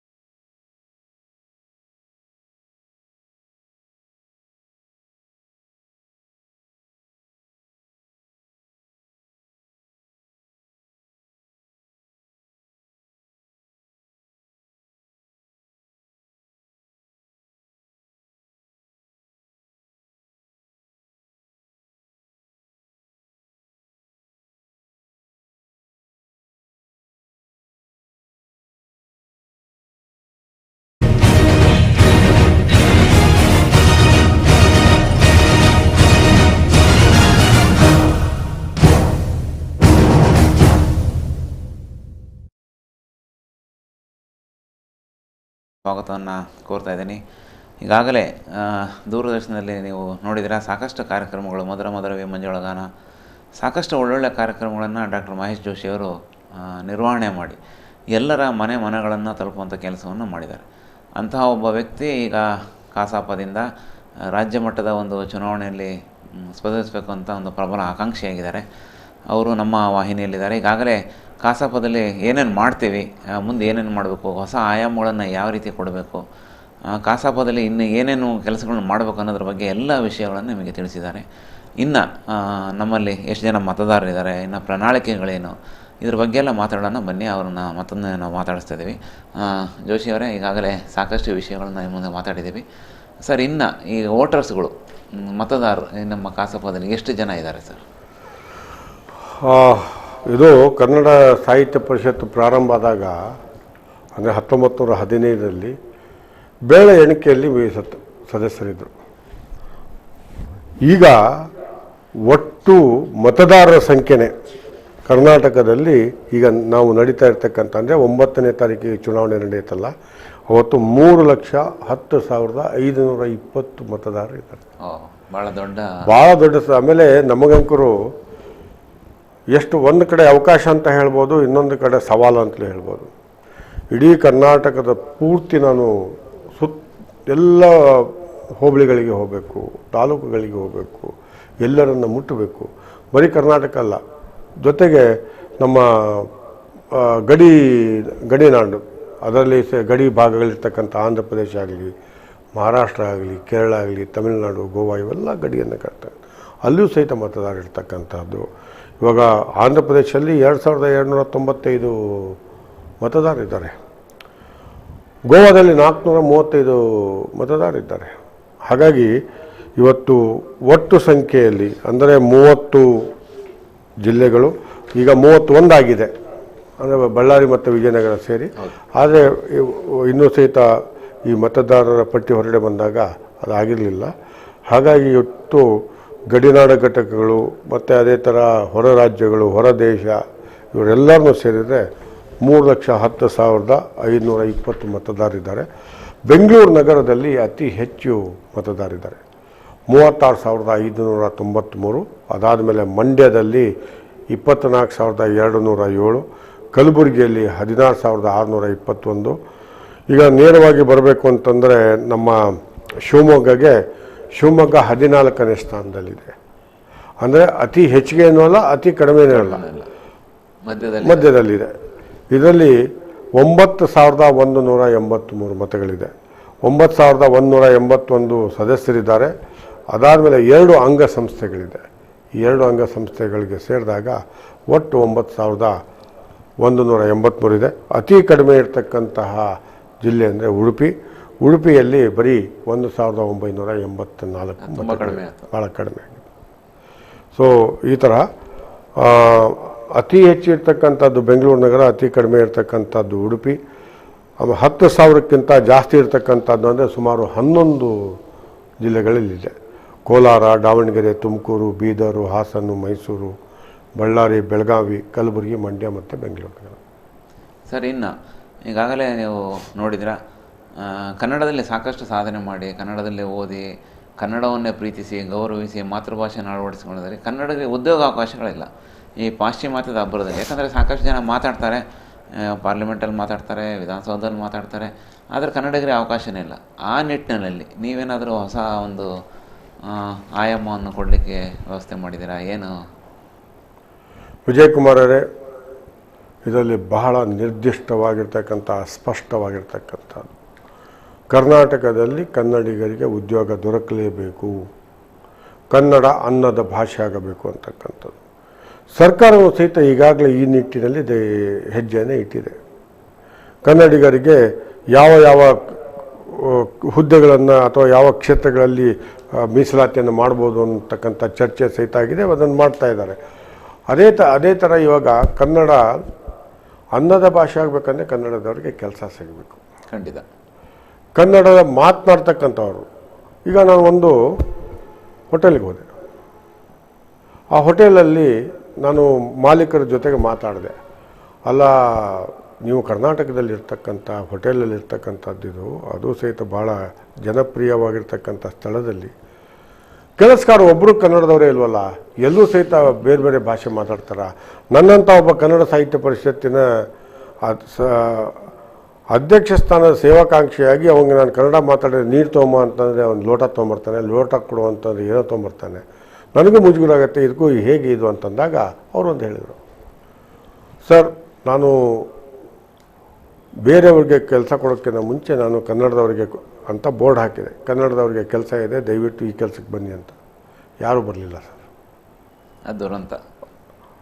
ಅಂದರೆ ಕಷ್ಟಪಡ್ತಕ್ಕಂಥ ಕೆಲಸದಲ್ಲಿ ನಾವು ಬೇರೆಯವರು ಎಷ್ಟು ಬರ್ತಾ ಇದ್ದಾರೆ, ಬೇರೆ ರಾಜ್ಯಗಳಿಂದ ಎಷ್ಟು ಬರ್ತಾರೆ, ನಮ್ಮವರು ಬರ್ತಾ ಇಲ್ಲ ಅಂತಕ್ಕಂಥ. ಹಾಗಾಗಿ ಅದು ಬೋರ್ಡ್ ಹಾಕಿ ದೆನ್ ಆಮೇಲೆ ನಾನು ಕೇಳಿ ಅದಾದಮೇಲೆ ಬೇರೆಯವ್ರಿಗೆ ಕೊಟ್ಟೆ ಅವಕಾಶ ಅಂತ ಹೇಳಿದರು. ಆವಾಗ ನಾನು ಅವ್ರಿಗೆ ಹೇಳಿದೆ, ಒಬ್ಬ ಕರೆದು ಕೇಳಿದೆ, ಎಷ್ಟು ವರ್ಷದಿಂದ ನೀನು ಇಲ್ಲಿ ಕೆಲಸ ಮಾಡ್ತಾಯಿದ್ದೆ? 1.5 ವರ್ಷದಿಂದ ಅಂತ. 1.5 ವರ್ಷದಿಂದ ನೀನು ಇಲ್ಲಿ ಮಾತಾಡಿದ್ದೆ, ನಿನಗಿನ್ನೂ ನೀರಂದರೆ ಗೊತ್ತಾಗ್ತಾ ಇಲ್ಲ ಅಂದರೆ ಆವಾಗ ನಾನು ಹೇಳಿದೆ, ಮಾಲೀಕಂಗೂ ಹೇಳಿದೆ, ಇವ್ರಿಗೆ ಫಸ್ಟು ನೀವು ತರಬೇತಿಯನ್ನು ಕೊಡಿ ಕನ್ನಡದಲ್ಲಿ. ಈಗ ಫಸ್ಟು ಕನ್ನಡದವರಿಗೆ ಅವಕಾಶ, ಕನ್ನಡದವರು ಅಲ್ಲಿ ಅವಕಾಶದಲ್ಲಿ ಅವ್ರು ಬರಲಿಲ್ಲ ಅಂತಂದರೆ ಬೇರೆಯವ್ರಿಗೆ ಅವಕಾಶ ಕೊಟ್ಟು ಅದಕ್ಕಲ್ಲಿ ಏನಿಲ್ಲ, ಆದರೆ ಅವರು ಕನ್ನಡ ಕಲಿಬೇಕು. ನಾನು ಭಾಳ ಹೆಮ್ಮೆಯಿಂದ ಹೇಳ್ತಾ ಇದ್ದೀನಿ, ಮಾತೃಭಾಷೆ ಕನ್ನಡ ಇಲ್ಲದೆ ಇರ್ತಕ್ಕಂಥ ಅನೇಕರು ಇವತ್ತು ಕನ್ನಡವನ್ನು ಕನ್ನಡಕ್ಕೆ ಸ್ಥಾನವನ್ನು ಮಾನವನ್ನು ತಂದು ಕೊಟ್ಟಿರ್ತಕ್ಕಂಥ ಮಾಂತ್ರಿಕ ಕವಿ ಎನ್ನಿಸ್ಕೊಂಡಂಥ ಬೇಂದ್ರವರ ಮಾತೃಭಾಷೆ ಮರಾಠಿ, ಕನ್ನಡದ ಆಸ್ತಿ ಎನ್ನಿಸ್ಕೊಂಡಂಥ ಮಾಸ್ತಿಯವರ ಮಾತೃಭಾಷೆ ತಮಿಳು, ನಮಗೆ ಕನ್ನಡದ ಭಗವದ್ಗೀತೆಯನ್ನು ಕೊಟ್ಟಿರ್ತಕ್ಕಂಥ ಡಿ ವಿ ಗುಂಡಪ್ಪನವರ ಮಾತೃಭಾಷೆ ತೆಲುಗು, ನಾ ಕಸ್ತೂರಿ ಅವರ ಮಾತೃಭಾಷೆ ಮಲಯಾಳಂ, ಕಬ್ಬನ್ ಅಂತಕ್ಕಂಥ ಪಾರ್ಕ್ ಏನಿದೆ ಆದರೆ ಕಬ್ಬನ್ನ ಮಾತೃಭಾಷೆ ಇಂಗ್ಲೀಷು, ಆದರೆ ಕಬ್ಬನ್ ಆಡಳಿತವನ್ನು ಮಾಡಿರ್ತಕ್ಕಂಥದ್ದು ಕನ್ನಡದಲ್ಲಿ. ಅವನಿಗೆ ಕನ್ನಡದ ಮೇಲೆ ಎಷ್ಟು ಪ್ರೀತಿ ಇತ್ತು ಅಂದರೆ ಕೆಲವು ಕನ್ನಡಿಗರಿಗೂ ಅಷ್ಟಿಲ್ಲದೆ ಇರ್ತಕ್ಕಂಥ ಪ್ರೀತಿನ ಅವನು ತೋರಿಸಿ ಅವನು ಲಂಡನ್ಗೆ ಹೋದಾಗ ಅವನ ಮನೆ ಹೆಸರು ಬೆಂಗಳೂರು ಮನೆ ಅಂತ ಬರೆದ. ಕನ್ನಡಕ್ಕೆ ಮೊದಲ ನಿಘಂಟನ್ನು ತಂದುಕೊಟ್ಟಂಥ ಕಿಟ್ಟಲ್ ಅವರ ಮಾತೃಭಾಷೆ ಜರ್ಮನ್. ಹಾಗಾಗಿ ಎಲ್ಲರನ್ನು ಗೌರವಿಸ್ತಕ್ಕಂಥದ್ದು, ಅವರೆಲ್ಲರೂ ಸಹಿತ ಕನ್ನಡ ಕಲಿಬೇಕು ಅಂತಕ್ಕಂಥದ್ದು. ಆದರೆ ಇವತ್ತು ನೀವು ಉದ್ಯೋಗದ ಬಗ್ಗೆ ಬಂದಿರಿ, ಕನ್ನಡಿಗ ಖಂಡಿತವಾಗಿ ಉದ್ಯೋಗ ಸಿಗಲೇಬೇಕು ಅಂತಕ್ಕಂಥ ಇವತ್ತು ಉದ್ಯೋಗವನ್ನು ಅದು ಉದ್ಯಮವನ್ನು ಸ್ಥಾಪನೆ ಮಾಡ್ತಕ್ಕಂಥವರು ಕನ್ನಡದ ನೆಲವನ್ನು ಬಳಸ್ತಾ ಇದ್ದಾರೆ, ಕನ್ನಡದ ನೀರನ್ನು ಬಳಸ್ತಾ ಇದ್ದಾರೆ. ಹಾಗಾಗಿ ಕನ್ನಡಕ್ಕೆ ಕನ್ನಡಿಗರ ಆದ್ಯತೆಯನ್ನು ಕೊಡಲೇಬೇಕು ಅಂತಕ್ಕಂಥದ್ರಲ್ಲಿ ಯಾವುದೇ ಹಿಂಜರಿತ ಇಲ್ಲ. ಮುಂದೆ ನಾನು ರಾಜ್ಯಾಧ್ಯಕ್ಷ ಆದಮೇಲೆ ಕೆಲವು ಸರ್ಕಾರದ ಜೊತೆಗೆ ಸೇರಿ ಕೆಲವು ಹೆಜ್ಜೆಗಳನ್ನು ಇಡ್ತಕ್ಕಂಥ, ಈಗ ಕೇಂದ್ರ ಸರ್ಕಾರ ಅನೇಕ ಹುದ್ದೆಗಳಿಗೆ ಪ್ರಕಟಣೆಯನ್ನು ಮಾಡುತ್ತೆ, ಪರೀಕ್ಷೆಗಳನ್ನು ಮಾಡುತ್ತೆ. ಉದಾಹರಣೆಗೆ ರೈಲ್ವೆ, ಆದರೆ ಕನ್ನಡ ಮಾಧ್ಯಮದಲ್ಲಿ ಅಥವಾ ಕನ್ನಡ ಪ್ರಶ್ನೆ ಪತ್ರಿಕೆಗಳು ಬರಲ್ಲ. ಹಾಗಾಗಿ ಕನ್ನಡಿಗರಲ್ಲಿ ಸೇರ್ತಾ ಇಲ್ಲ. ಅಂಥದ್ದನ್ನು ಸಹಿತ ನಾವು ಕನ್ನಡದಲ್ಲೇ ಬರೀಬೇಕು ಅಂತಕ್ಕಂಥದ್ದು. ಅವಶ್ಯಕತೆ ಬಿದ್ದರೆ ನಾನು ಕಾನೂನಿನ ಮೆಟ್ಟಲನ್ನು ಹತ್ತಿ ನಿರ್ದೇಶನವನ್ನು ತರ್ತಕ್ಕಂಥದ್ದು, ಆ ಕೆಲಸವನ್ನು ಸಹಿತ ಮಾಡ್ತೀನಿ ಅಂತಕ್ಕಂಥದ್ದು. ಜೊತೆಗೆ ಇನ್ನು ಬರ್ತಾ ಏನಾಗುತ್ತೆ ಅಂದರೆ, ಈಗ ನೋಡಿ ಇಂಜಿನಿಯರಿಂಗ್ ಕಾಲೇಜಲ್ಲಿ ಓದ್ತಕ್ಕಂಥವ್ರು ಕನ್ನಡ ಓದ್ತಾ ಇದ್ದಾರೆ. ಹೌದು. ಮುಂದೆ ಕೆಲವು ದಿನಗಳಲ್ಲಿ, ನನಗನ್ನಿಸೋ ಮಟ್ಟಿಗೆ ಕೆಲವು ವರ್ಷಗಳಲ್ಲಿ ನಾನು ಇರ್ತಕ್ಕಂಥ ಅವಧಿಯಲ್ಲಿ ಆಗತ್ತೆ ಅನ್ನೋಂಥ ಕನಸನ್ನು ಸಹಿತ ಕಂಡಿದ್ದೀನಿ. MBBS ಇಂಜಿನಿಯರಿಂಗು ಎಲ್ಲೂ ಕನ್ನಡ ಮಾಧ್ಯಮದಲ್ಲಿ ಬರ್ತಕ್ಕಂಥದ್ದು. ಇವಾಗ ಒಬ್ಬ ಡಾಕ್ಟ್ರು ಕನ್ನಡದಲ್ಲಿ ಮಾಧ್ಯಮದಲ್ಲಿ ಕನ್ನಡ ಮಾಧ್ಯಮದಿಂದ ಹೊರಡೆ ಬಂದ ಅಂತಂದಾಗ ಅವನಿಗೂ ಕನ್ನಡದಲ್ಲಿ ಮಾಡಿರ್ತಕ್ಕಂಥ ಹೆಮ್ಮೆ, ಜೊತೆಗೆ ಕನ್ನಡಿಗರು ಇವರು ಕನ್ನಡದಲ್ಲಿ ಓದಿದ್ದಾರೆ ಅಂತಕ್ಕಂಥದ್ದು ಅದು ಸಹಿತ. ಇವಾಗ ಕೆಲಸ ಅಂತಂದರೆ ಬರೀ ಸರ್ಕಾರಿ ಕೆಲಸ ಅಂತ ದಯವಿಟ್ಟು ಅರ್ಥ ಮಾಡ್ಕೋಬೇಡಿ. ಖಾಸಗಿಯಲ್ಲಿ, ಆಮೇಲೆ ಅನೇಕ ಸಂಘ ಸಂಸ್ಥೆಗಳಲ್ಲಿ, ಇವೆಲ್ಲವುಗಳಲ್ಲಿ ಸಹಿತ ಕನ್ನಡಿಗರು ಅವಕಾಶವನ್ನು ಪಡಿಬೇಕು ಅಂತಕ್ಕಂಥದ್ದು. ಆ ದಿನಗಳು ದೂರ ಇಲ್ಲದೆ ಇರ್ತಕ್ಕಂಥದ್ದನ್ನು ನಾನು ನೋಡ್ತೇನೆ. ಸರ್, ಈಗಾಗಲೇ ನಾವು ನೋಡ್ತಾ ಇದ್ದೀವಿ, ಸಾವಿರಾರು ವರ್ಷಗಳೊಂದು ಇತಿಹಾಸ ಇರೋಂಥ ಕನ್ನಡ ಭಾಷೆ. ಈ ಎಲ್ಲ ನಾವು ನೋಡ್ತಾ ಇದ್ದೀವಿ, ನಗರ ಪಟ್ಟಣಗಳಲ್ಲಿ, ಬೇರೆ ಬೇರೆ ಕಡೆ ಎಲ್ಲ, ಬೆಂಗಳೂರು ಎಲ್ಲ ಕಡೆ ನೋಡ್ತಾ ಇದ್ದೀವಿ. ನಮ್ಮ ಭಾಷೆಯ ಬಗ್ಗೆ ವ್ಯಾಮೋಹ ಕಡಿಮೆ ಆಗ್ತಾಯಿದೆ. ಎಲ್ಲಿ ಕನ್ನಡ ಭಾಷೆ ಮಾತಾಡಿದರೆ ನಮಗೆ ಗೌರವ ಕಮ್ಮಿ ಆಗುತ್ತೋ ಅಂತ ಮನೆಗಳಲ್ಲಿ ಏನಾಗಿದೆ, ಎಲ್ಲ ಇಂಗ್ಲೀಷಲ್ಲಿ ಮಾತಾಡೋದು, ಬೇರೆ ಮಾತಾಡೋದು, ಈ ಥರದ್ದೆಲ್ಲ ಆಗಿದೆ. ನಮ್ಮ ಭಾಷೆ ಎಲ್ಲಿ ನಮಗೆ ಮುಚ್ಚೋಗ್ಬಿಡುತ್ತೋ ಅನ್ನೋದೇನಾದರೂ ನಮಗೆ ಒಂದು ಅನುಮಾನ? ಖಂಡಿತವಾಗಿ ನನಗೆ ಅನುಮಾನ ಇಲ್ಲ. ಕನ್ನಡ ಭಾಷೆ ಯಾವತ್ತೂ ಅಂತ್ಯ ಇಲ್ಲ. ಕನ್ನಡ ಭಾಷೆ ಬೆಳೀತಾ ಇರ್ತಕ್ಕಂಥ ಭಾಷೆ ಇದು. ನನಗೆ ಭಾಳ ಹೆಮ್ಮೆ ಅನಿಸುತ್ತೆ. ನೀವು ಸಾಮಾಜಿಕ ತಾಣದಲ್ಲಿ ಹೋಗಿ, ಸಾಮಾಜಿಕ ತಾಣದಲ್ಲಿ ಎಷ್ಟು ಯುವಕರು ಇವತ್ತು ಕನ್ನಡವನ್ನು ಬಳಸ್ತಾ ಇದ್ದಾರೆ, ಹೆಮ್ಮೆಯಿಂದ ಬಳಸ್ತಾ ಇದ್ದಾರೆ, ಸ್ಪಷ್ಟವಾಗಿರ್ತಕ್ಕಂಥ ಕನ್ನಡವನ್ನು ಬಳಸ್ತಾ ಇದ್ದಾರೆ. ಜೊತೆಗೆ ನನಗೆ ಭಾಳ ಹೆಮ್ಮೆ, ನಾವು ಆಂಜನೇಯನ ವಂಶದವರು ಅಂತ ಹೇಳ್ತೀವಿ. ಯಾಕಂದರೆ ಕನ್ನಡದ ಸಂಸ್ಕೃತಿಯನ್ನು ಮತ್ತು ಕನ್ನಡತನವನ್ನು, ಜೊತೆಗೆ ಆ ಜಲದಿಯನೆ ಜಿಗಿದ ಹನುಮ ನುದಿಸಿದ ನಾಡು ಅಂತ ಹುಯಿಲ್ಗೊಂಡ್ರ ನಾರಾಯಣರಾಯರು ಉದಯವಾಗಲಿ ನಮ್ಮ ಚೆಲುವ ಕನ್ನಡ ನಾಡು ಹೇಳ್ತಾರೆ. ಹನುಮಂತ ಚಿರಂಜೀವಿ ಅವನಿಗೆ ಸಾವೇ ಇಲ್ಲ. ಹಾಗಾಗಿ ಕನ್ನಡಕ್ಕೆ ಎಲ್ಲಿ ಸಾವು ಬರುತ್ತೆ? ಖಂಡಿತವಾಗಿ ಸಾವು ಇಲ್ಲದೆ ಇರ್ತಕ್ಕಂಥ ಭಾಷೆ ಅಂದರೆ ಕನ್ನಡ. ಆಮೇಲೆ ಇನ್ನೂ ಒಂದು, ವಿಜಯಕುಮಾರ್ ಅವರೇ, ಭಾಳ ಹೆಮ್ಮೆ ನನಗೆ, ಪರಿಪೂರ್ಣತೆಯನ್ನು ಹೊಂದಿರತಕ್ಕಂತಹ ಭಾಷೆ ಕನ್ನಡ. ಕೆಲವು ಭಾಷೆಗಳು ಇವತ್ತು ಪರಿಪೂರ್ಣತೆ ಅಂದರೆ ಹೇಗೆ ನಾವು ಮಾತಾಡ್ತೀವಿ ಅದೇ ಥರ ಬರಿಬೋದು, ಹೇಗೆ ಬರಿತೀವಿ ಆ ಥರ ಮಾತನಾಡ್ಬೋದು, ಹೇಗೆ ಯೋಚನೆ ಮಾಡ್ತೀವಿ ಆ ಥರ ಬರಿಬಹುದು. ಈಗ ಉದಾಹರಣೆಗೆ ಒಂದು ಹೇಳ್ತೀನಿ. PUT ಅಂತಕ್ಕಂಥ, ಇವತ್ತು ನಾವು ಭಾಳ ಆಂಗ್ಲ ಮಾಧ್ಯಮದಲ್ಲಿ ಅಥವಾ ಆಂಗ್ಲರ ಮೇಲೆ ಭಾಳ ಮೋಹ ಇಟ್ಕೊಂಡಿದ್ದೀವಲ್ಲ, ಅದರಂಥ ಇಂಪರ್ಫೆಕ್ಟ್ ಲ್ಯಾಂಗ್ವೇಜ್ ಯಾವುದೂ ಇಲ್ಲ. ಇವಾಗ PUT ಅಂತಕ್ಕಂಥದ್ದು ಪುಟ್ ಅಂತ ಹೇಳ್ತೀವಿ, ಪ್ರೊನೌನ್ಸಿಯೇಷನ್ ಅಥವಾ ಉಚ್ಚಾರಣೆ ಮಾಡ್ಬೇಕಾದ್ರೆ. CUT ಅಂದರೆ ಕುಟ್ಟು ಯಾಕಾಗಲ್ಲ? ಆದರೆ ನಾವು ನೋಡಿ, ಮನೆ ಅಂದರೆ ಮನೆಯೇ, ಊರು ಅಂದರೆ ಊರೇ. ಅದರಲ್ಲಿ ಉಚ್ಚಾರಣೆಯಲ್ಲಿ ಬದಲಾವಣೆ ಇಲ್ಲ, ಬರೆಯೋದ್ರಲ್ಲಿ ಬದಲಾವಣೆ ಇಲ್ಲ. ಇವಾಗ ಒಂದು ಆರ್ಮಿಯಲ್ಲಿರ್ತಕ್ಕಂಥ ಅಥವಾ ಭೂಸೇನೆಯಲ್ಲಿರ್ತಕ್ಕಂಥ ಒಂದು ಹುದ್ದೆಯ ಹೆಸರು ಕರ್ನಲ್ ಅಂತ. ಅಲ್ಲಿ ಅನ್ನುವಂಥ ಒಂದು ಸ್ಪೆಲ್ಲಿಂಗ್ ಇಲ್ಲವೇ ಇಲ್ಲ. ಅಲ್ಲಿ COLONEL ಕರ್ನಲ್. ಇಲ್ಲಿ ನೀವು ಕರ್ನಲ್ ಅಂತ ಹೇಳ್ತೀರಾ? ಅನ್ನುವಂಥದ್ದು ಎಲ್ಲಿದೆ? ಅಲ್ಲಿ ನೀವು ಅದ್ರ ಪ್ರಕಾರ ಬರೆದಿರೋ ಥರ ನೀವು ಉಚ್ಚಾರಣೆ ಮಾಡಬೇಕಂದ್ರೆ ಕೊಲೋನೆಲ್ ಅಂತ ಆಗುತ್ತೆ. ಆದರೆ ಎಲ್ಲರೂ ಸಹಿತ ಕರ್ನಲ್ ಕರ್ನಲ್ ಕರ್ನಲ್ ಅಂತ ಹೇಳ್ತಾರೆ. ನೋಡಿ, ಅವ್ರು ಮಾತನಾಡ್ತಕ್ಕಂಥದ್ದೇ ಬೇರೆ, ಬರೀತಕ್ಕಂಥದ್ದು ಬೇರೆ. ಹಾಗಾಗಿ ಪರಿಪೂರ್ಣತೆಯನ್ನು ಹೊಂದಿರತಕ್ಕಂಥ ಭಾಷೆ ಕನ್ನಡ. ಪರಿಪೂರ್ಣತೆಯನ್ನು ಹೊಂದಿರತಕ್ಕಂಥದ್ರ ಜೊತೆಗೆ ನಮ್ಮ ಕನ್ನಡದ ಲಿಪಿ ಇದೆಯಲ್ಲ, ಅತಿ ಸುಂದರವಾಗಿರ್ತಕ್ಕಂಥ ಲಿಪಿ. ಈ ಲಿಪಿ ಎಷ್ಟು ಸುಂದರವಾಗಿದೆ ಅಂತಂದರೆ, ಹೂಗಳನ್ನು, ಮಲ್ಲಿಗೆ ಹೂಗಳನ್ನು ಸೇರಿಸಿದ್ರೆ ಹೇಗಾಗತ್ತೆ ಅಂತ. ಅದಕ್ಕೆ ನಮಗೆ ವಿನೋಬಾ ಭಾವೆಯವರು ಕನ್ನಡದ ಲಿಪಿಗಳ ರಾಣಿ ಅಂತ ಹೇಳಿದ್ದಾರೆ. ಆದರೆ ಇವೆಲ್ಲವೂ ಕನ್ನಡಿಗನಿಗೆ ತಿಳಿಬೇಕು. ಕನ್ನಡದವನು ನಮ್ಮಂಥ ಲಿಪಿ ಇರ್ತಕ್ಕಂಥದ್ದು ಅಂತ ಹೆಮ್ಮೆಯನ್ನು ಪಡಿಬೇಕು. ನೀವೇನು ಹೇಳಿದ್ರಿ, ಕನ್ನಡದ ಬಗ್ಗೆ ಒಂದು ಮಾತನಾಡಿದರೆ ಎಲ್ಲಿ ಅಪಮಾನ ಆಗತ್ತೆ ಅನ್ನುವಂಥದ್ದಲ್ಲಿ ನಮ್ಮಲ್ಲಿ ಏನಾಗಿದೆ ಅಂದರೆ, ನಮ್ಮಲ್ಲಿ ಸ್ವಾಭಿಮಾನವೂ ಇಲ್ಲ ಅಥವಾ ದುರಭಿಮಾನವೂ ಇಲ್ಲ. ಒಂದು ಸ್ವಾಭಿಮಾನವರು ಇರಬೇಕು, ಇಲ್ಲ ದುರಭಿಮಾನವರು ಇರಬೇಕು. ನಾವು ಎಂಥವ್ರು ಅಂದರೆ ನಿರಭಿಮಾನಿಗಳು ಅಂತ. ಆ ನಿರಭಿಮಾನದಿಂದ ಹೊರಗಡೆ ಬರಬೇಕು. ಆ ನಿರಭಿಮಾನದಿಂದ ಹೊರಗಡೆ ಬರಬೇಕಾದ್ರೆ ಸಾಹಿತ್ಯ ಪರಿಷತ್ತಿಗೆ, ನನ್ನಂಥ ಕನ್ನಡಿಗನಿಗೆ, ತಮ್ಮಂಥ ಕನ್ನಡಿಗರಿಗೆ, ಈ ಕಾರ್ಯಕ್ರಮವನ್ನು ನೋಡ್ತಕ್ಕಂಥ ಎಲ್ಲ ಕನ್ನಡಿಗರ ಮೇಲೆ ವಿಶೇಷವಾಗಿರ್ತಕ್ಕಂಥ ಜವಾಬ್ದಾರಿ ಇದೆ. ಕನ್ನಡವನ್ನು ಬೆಳೆಸ್ತಕ್ಕಂತಹ, ಕನ್ನಡವನ್ನು ಬಳಸ್ತಕ್ಕಂತಹ, ಕನ್ನಡವನ್ನು ಉಳಿಸ್ತಕ್ಕಂತಹ ಜವಾಬ್ದಾರಿ ಪ್ರತಿಯೊಬ್ಬ ಕನ್ನಡಿಗನ ಮೇಲೆ ಇದೆ ಅಂತಕ್ಕಂಥದ್ದು. ಇನ್ನು ಈ ಒಂದು ಕಸಾಪ ಚುನಾವಣೆಗೆ ಮಹಿಳೆಯರ ಸಾಕಷ್ಟು ಜನ ಸ್ಪರ್ಧೆ ಮಾಡಬೇಕು ಅಂತಾರೆ. ಅವರಿಗೆಲ್ಲ ಅವಕಾಶನೇ ಇಲ್ವಾ? ಅವರಿಗೆ ಪ್ರೋತ್ಸಾಹನೇ ಇಲ್ವಾ? ಅವ್ರೇನು ಬರಲೇಬಾರ್ದಾ? ಸಾಕಷ್ಟು ಸಾಹಿತಿಗಳಿದ್ದಾರೆ, ಸಾಕಷ್ಟು ಸಾಧಕರಿದ್ದಾರೆ. ನಿಮಗೆಲ್ಲ ಗೊತ್ತಿದೆ ಮಹಿಳೆಯರು ಎಂತೆಂಥ ಅದ್ಭುತವಾದ ಶಕ್ತಿ ಇದೆ. ಅವರಿಗೆಲ್ಲ ಅವಕಾಶಗಳು ಕಲ್ಪಿಸ್ಕೊಡ್ಬೇಕು ಅಂತಾರೆ. ಅವರು ಮತ್ತೆ ಎಲ್ಲ ಬೆಳಕಿಗೆ ಬರ್ತಾ ಇಲ್ಲ. ಇದು ಒಂದು ಪ್ರಜಾಪ್ರಭುತ್ವ. ಇದು ಪ್ರಜಾಪ್ರಭುತ್ವದಲ್ಲಿ ಚುನಾವಣೆ ಒಂದು ಅನಿವಾರ್ಯ.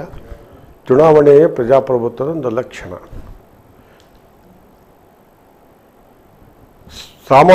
ಸಾಮಾನ್ಯರಾಗಿರ್ತಕ್ಕಂಥವ್ರು ಚುನಾವಣೆಯಲ್ಲಿ ಗೆದ್ದು ಇವತ್ತು ಹುದ್ದೆಯಲ್ಲಿರ್ತಕ್ಕಂಥವ್ರು ನಾವು ನೋಡಿದ್ದೀವಿ. ಇದು ಪ್ರಜಾಪ್ರಭುತ್ವದ ವೈಶಿಷ್ಟ್ಯತೆ. ಅದರಲ್ಲೂ ಸಹಿತ ಭಾರತದ ವೈಶಿಷ್ಟ್ಯತೆ. ಮಹಿಳೆಯರು ಸಹಿತ ಚುನಾವಣೆಯಲ್ಲಿ ನಿಲ್ಲಬೇಕು ಅಂತಕ್ಕಂಥದ್ದು ನನ್ನ ಆಸೆ. ಖಂಡಿತವಾಗಿ ಈ ಸರ್ತಿ ನಿಲ್ತಾರೆ ಅಂತ ನಾನು ಸಹಿತ ನಿರೀಕ್ಷೆನ ಇಟ್ಕೊಂಡಿದ್ದೆ. ಕೆಲವು ಪತ್ರಿಕೆಗಳು ಸಹಿತ ಮಹಿಳೆಯರು ನಿಲ್ಲಬೇಕು ಅಥವಾ ನಿಲ್ಲಬಾರ್ದು ಅನ್ನುವಂಥ ಚರ್ಚೆಯನ್ನು ಸಹಿತ ಮಾಡೋಕ್ಕೆ ಪ್ರಾರಂಭ ಮಾಡಿತು. ಸುಮಾರು 1 ತಿಂಗಳ ಕಾಲ ಮಹಿಳೆಯರು ನಿಲ್ಲಬೇಕೋ ಬೇಡವೋ, ಯಾಕೆ ನಿಲ್ಲಬೇಕು, ಯಾಕೆ ನಿಲ್ಲಬಾರ್ದು, ಏನು ಅಂತಕ್ಕಂಥದ್ದನ್ನೆಲ್ಲವನ್ನು ಸಹಿತ ಚರ್ಚೆ ಆಯಿತು. ನಾನು ಸಹಿತ ಅದನ್ನು ಭಾಳ ಕೂಲಂಕಷವಾಗಿ ಅಷ್ಟೇ ಲಕ್ಷ್ಯದಿಂದ ನೋಡಿದೆ. ಆ ನೋಡಿದ ಮೇಲೆ ನನಗಷ್ಟು ಒಬ್ಬರು ಯಾರು ಮಹಿಳೆಯರು ಚುನಾವಣೆಗೆ ನಿಲ್ತಾರೆ ಅಂತಕ್ಕಂಥದ್ದು. ಆದರೆ ಅವರು ನಿಂತಿಲ್ಲ. ನಾವು ಹೋಗಿ ಕಡ್ಡಾಯವಾಗಿ ನೀವು ನಿಲ್ಲಿ ಅಂತ ಬಲವಂತ ಮಾಡೋದಕ್ಕಾಗೋದಿಲ್ಲ. ಯಾರ ಚುನಾವಣೆಯಲ್ಲಿ ಸ್ವ ಇಚ್ಛೆಯಿಂದ ಬರಬೇಕು ಅಂತಕ್ಕಂಥದ್ದು, ಬಲವಂತತೆ ಎಲ್ಲೂ ಇರಬಾರ್ದು ಅಂತಕ್ಕಂಥ, ಬಲವಂತವಾಗಿ ನೀವು ನಿಲ್ಲೇಬೇಕು ಅಂತ ಕಡ್ಡಾಯದಿಂದ ಮಾಡಬಾರ್ದು. ಆದರೆ ನಾನು ಮಹಿಳೆಯರನ್ನು ಅತ್ಯಂತ ಗೌರವದಿಂದ ನೋಡ್ತಕ್ಕಂಥ ವ್ಯಕ್ತಿ. ನಾನು ತಮಗೆ ಹೇಳಿದೆ, ಭಾಳ ಬಡತನದೆಲ್ಲ ಬಂದಿದ್ದೀನಿ ಅಂತ. ನಾನು 8 ತಿಂಗಳಿರ್ಬೇಕಾದ್ರೆ ನಮ್ಮ ತಂದೆ ತೀರಿ ಹೋದರು. ನನ್ನನ್ನು ಭಾಳ ನನ್ನ ಜೊತೆಗೆ 4 ಜನ ಅಣ್ಣಂದರು, ಇಬ್ಬರು ಅಕ್ಕಂದರು, ಒಟ್ಟು 8 ಜನರ ಕುಟುಂಬವನ್ನು ಕಷ್ಟಪಟ್ಟು ನಿರ್ವಹಣೆ ಮಾಡಿರ್ತಕ್ಕಂಥದ್ದು ಅಂದರೆ ನನ್ನ ತಾಯಿ. ಹಾಗಾಗಿ ನನ್ನ ತಾಯಿಗೆ ಕೊಟ್ಟಕ್ಕಂತಹ ಗೌರವ ಅಂದರೆ ನಾನು ಎಲ್ಲ ಮಹಿಳೆಯರಲ್ಲಿ ಆ ಗುಣಗಳನ್ನು ನೋಡ್ತೀನಿ ಅಂತಕ್ಕಂಥದ್ದು. ಹಾಗಾಗಿ ಮಹಿಳೆಯರಿಗೆ ಅತಿ ಹೆಚ್ಚಿನ ಮಹತ್ವದ ಜೊತೆಗೆ ಭಾಳ ಗೌರವದಿಂದ ನೋಡ್ತಕ್ಕಂಥ ವ್ಯಕ್ತಿ ನಾನು. ನನ್ನ ಅವಧಿಯಲ್ಲಿ ಸುಮಾರು 5 ಅಖಿಲ ಭಾರತ ಕನ್ನಡ ಸಾಹಿತ್ಯ ಸಮ್ಮೇಳನಗಳನ್ನು ಮಾಡ್ತಕ್ಕಂಥ ಅವಕಾಶ ಸಿಗುತ್ತೆ. ಅದರಲ್ಲಿ 2 ಅಖಿಲ ಭಾರತೀಯ ಸಾಹಿತ್ಯ ಸಮ್ಮೇಳನದ ಅಧ್ಯಕ್ಷತೆಯನ್ನು, ಸರ್ವಾಧ್ಯಕ್ಷತೆಯನ್ನು ಮಹಿಳೆಯರು ವಹಿಸಬೇಕು ಅಂತಕ್ಕಂಥದ್ದು ನನ್ನ ಪ್ರಣಾಳಿಕೆಯಲ್ಲಿ ನಾನು ಈಗಾಗಲೇ ಬರೆದಿದ್ದೀನಿ. ಜೊತೆಗೆ ಎಲ್ಲ ಚಟುವಟಿಕೆಗಳಲ್ಲಿ, ಕನ್ನಡ ಸಾಹಿತ್ಯ ಪರಿಷತ್ತಿನ ಎಲ್ಲ ಚಟುವಟಿಕೆಗಳಲ್ಲಿ ಮಹಿಳೆಯರಿಗೂ ಸಹಿತ ಆದ್ಯತೆಯನ್ನು ಕೊಡ್ತೀನಿ ಅಂತಕ್ಕಂಥ ಮಾತು. ಆಗಲಿ ಸರ್, ನಿಮ್ಮ ಭರವಸೆ ಈಡೇರಲಿ. ಇನ್ನು ಕೊನೆಯದಾಗಿ ನಿಮ್ಮ ಪ್ರಣಾಳಿಕೆಯ ವಿಶೇಷತೆಗಳೇನು? ಪ್ರಣಾಳಿಕೆ ಅಂತ ಹೇಳ್ತಾ ಇದ್ದಿರಲ್ಲ, ಏನು ವಿಶೇಷತೆ ಅದು? ನನ್ನ ಪ್ರಣಾಳಿಕೆಯಲ್ಲಿ ವಿಶೇಷತೆ ಅಂತಂದರೆ ನೀವೇ ಹೇಳಿದ್ರಿ, ಎಲ್ಲವನ್ನೂ ಸಹಿತ ಅನುಷ್ಠಾನಗೊಳಿಸಬಹುದಾದಂತಹ ಅಂಶಗಳನ್ನು ನಾನು ಭಾಳ ಕೂಲಂಕುಷವಾಗಿರ್ತಕ್ಕಂಥ ಅಧ್ಯಯನದ ಜೊತೆಗೆ, ಆಳವಾಗಿರ್ತಕ್ಕಂಥ ಅಧ್ಯಯನದ ಜೊತೆಗೆ ಕನ್ನಡ ಸಾಹಿತ್ಯ ಪರಿಷತ್ತಿನ ಇತಿಹಾಸ, ಕನ್ನಡ ಸಾಹಿತ್ಯ ಪರಿಷತ್ತಿನ ಅದರಲ್ಲೂ ಸಹಿತ ಸಾಹಿತ್ಯ ಸಮ್ಮೇಳನದಲ್ಲಿ ತೆಗೆದುಕೊಂಡಿರ್ತಕ್ಕಂಥ ನಿರ್ಣಯಗಳು, ಆಮೇಲೆ ಅಧ್ಯಕ್ಷರ ಭಾಷಣಗಳು, ಇವನ್ನೆಲ್ಲವುಗಳನ್ನು 1 ತಿಂಗಳು ನಾನು ಅಭ್ಯಾಸ ಮಾಡಿ ಅದರ ಆಧಾರದ ಮೇಲೆ ನಾನು ಸುದೀರ್ಘವಾಗಿರ್ತಕ್ಕಂತಹ ಆ ಪ್ರಣಾಳಿಕೆಯನ್ನು ನಾನು ತಂದಿರ್ತಕ್ಕಂಥದ್ದು. ಇದರಲ್ಲಿ ನಾನು ಕೆಲವು ಅಂಶಗಳನ್ನು ಹೇಳಬೇಕು ಅಂತಂದರೆ, ಮೊಟ್ಟ ಮೊದಲನೇದಾಗಿ ಈಗ ಕನ್ನಡ ಸಾಹಿತ್ಯ ಪರಿಷತ್ತಿನ ಸದಸ್ಯನಾಗಬೇಕು ಅಂತಂದರೆ 500 ರೂಪಾಯಿ ಆಜೀವ ಸದಸ್ಯರ ಶುಲ್ಕವನ್ನು ಪಡಿಬೇಕಾಗತ್ತೆ. ಅದನ್ನು ಕಡಿಮೆ ಮಾಡಿ ಮತ್ತೆ 250 ರೂಪಾಯಿಗೆ. ಸೈನಿಕರಿಗೆ, ಭಾರತದಲ್ಲಿ ಸೇವೆಯನ್ನು ಮಾಡಿರ್ತಕ್ಕಂಥ ಸೈನಿಕರಿಗೆ ಯಾವುದೇ ಶುಲ್ಕ ಇಲ್ಲದೆ, ಅದೇ ಥರ ದಿವ್ಯಾಂಗ ಚೇತನರಿಗೆ ಯಾವುದೇ ಶುಲ್ಕ ಇಲ್ಲದೆ ತರ್ಕ ಮಾಡತಕ್ಕಂಥದ್ದು. ಜೊತೆಗೆ ಕನ್ನಡ ಸಾಹಿತ್ಯ ಪರಿಷತ್ತಿನ ನಿಬಂಧನೆಗಳು ಆಗಿರ್ತಕ್ಕಂಥದ್ದು 1915ರಲ್ಲಿ. ಈಗ ಕಾಲ ಬದಲಾವಣೆ ಆಗ್ತಾಯಿದೆ.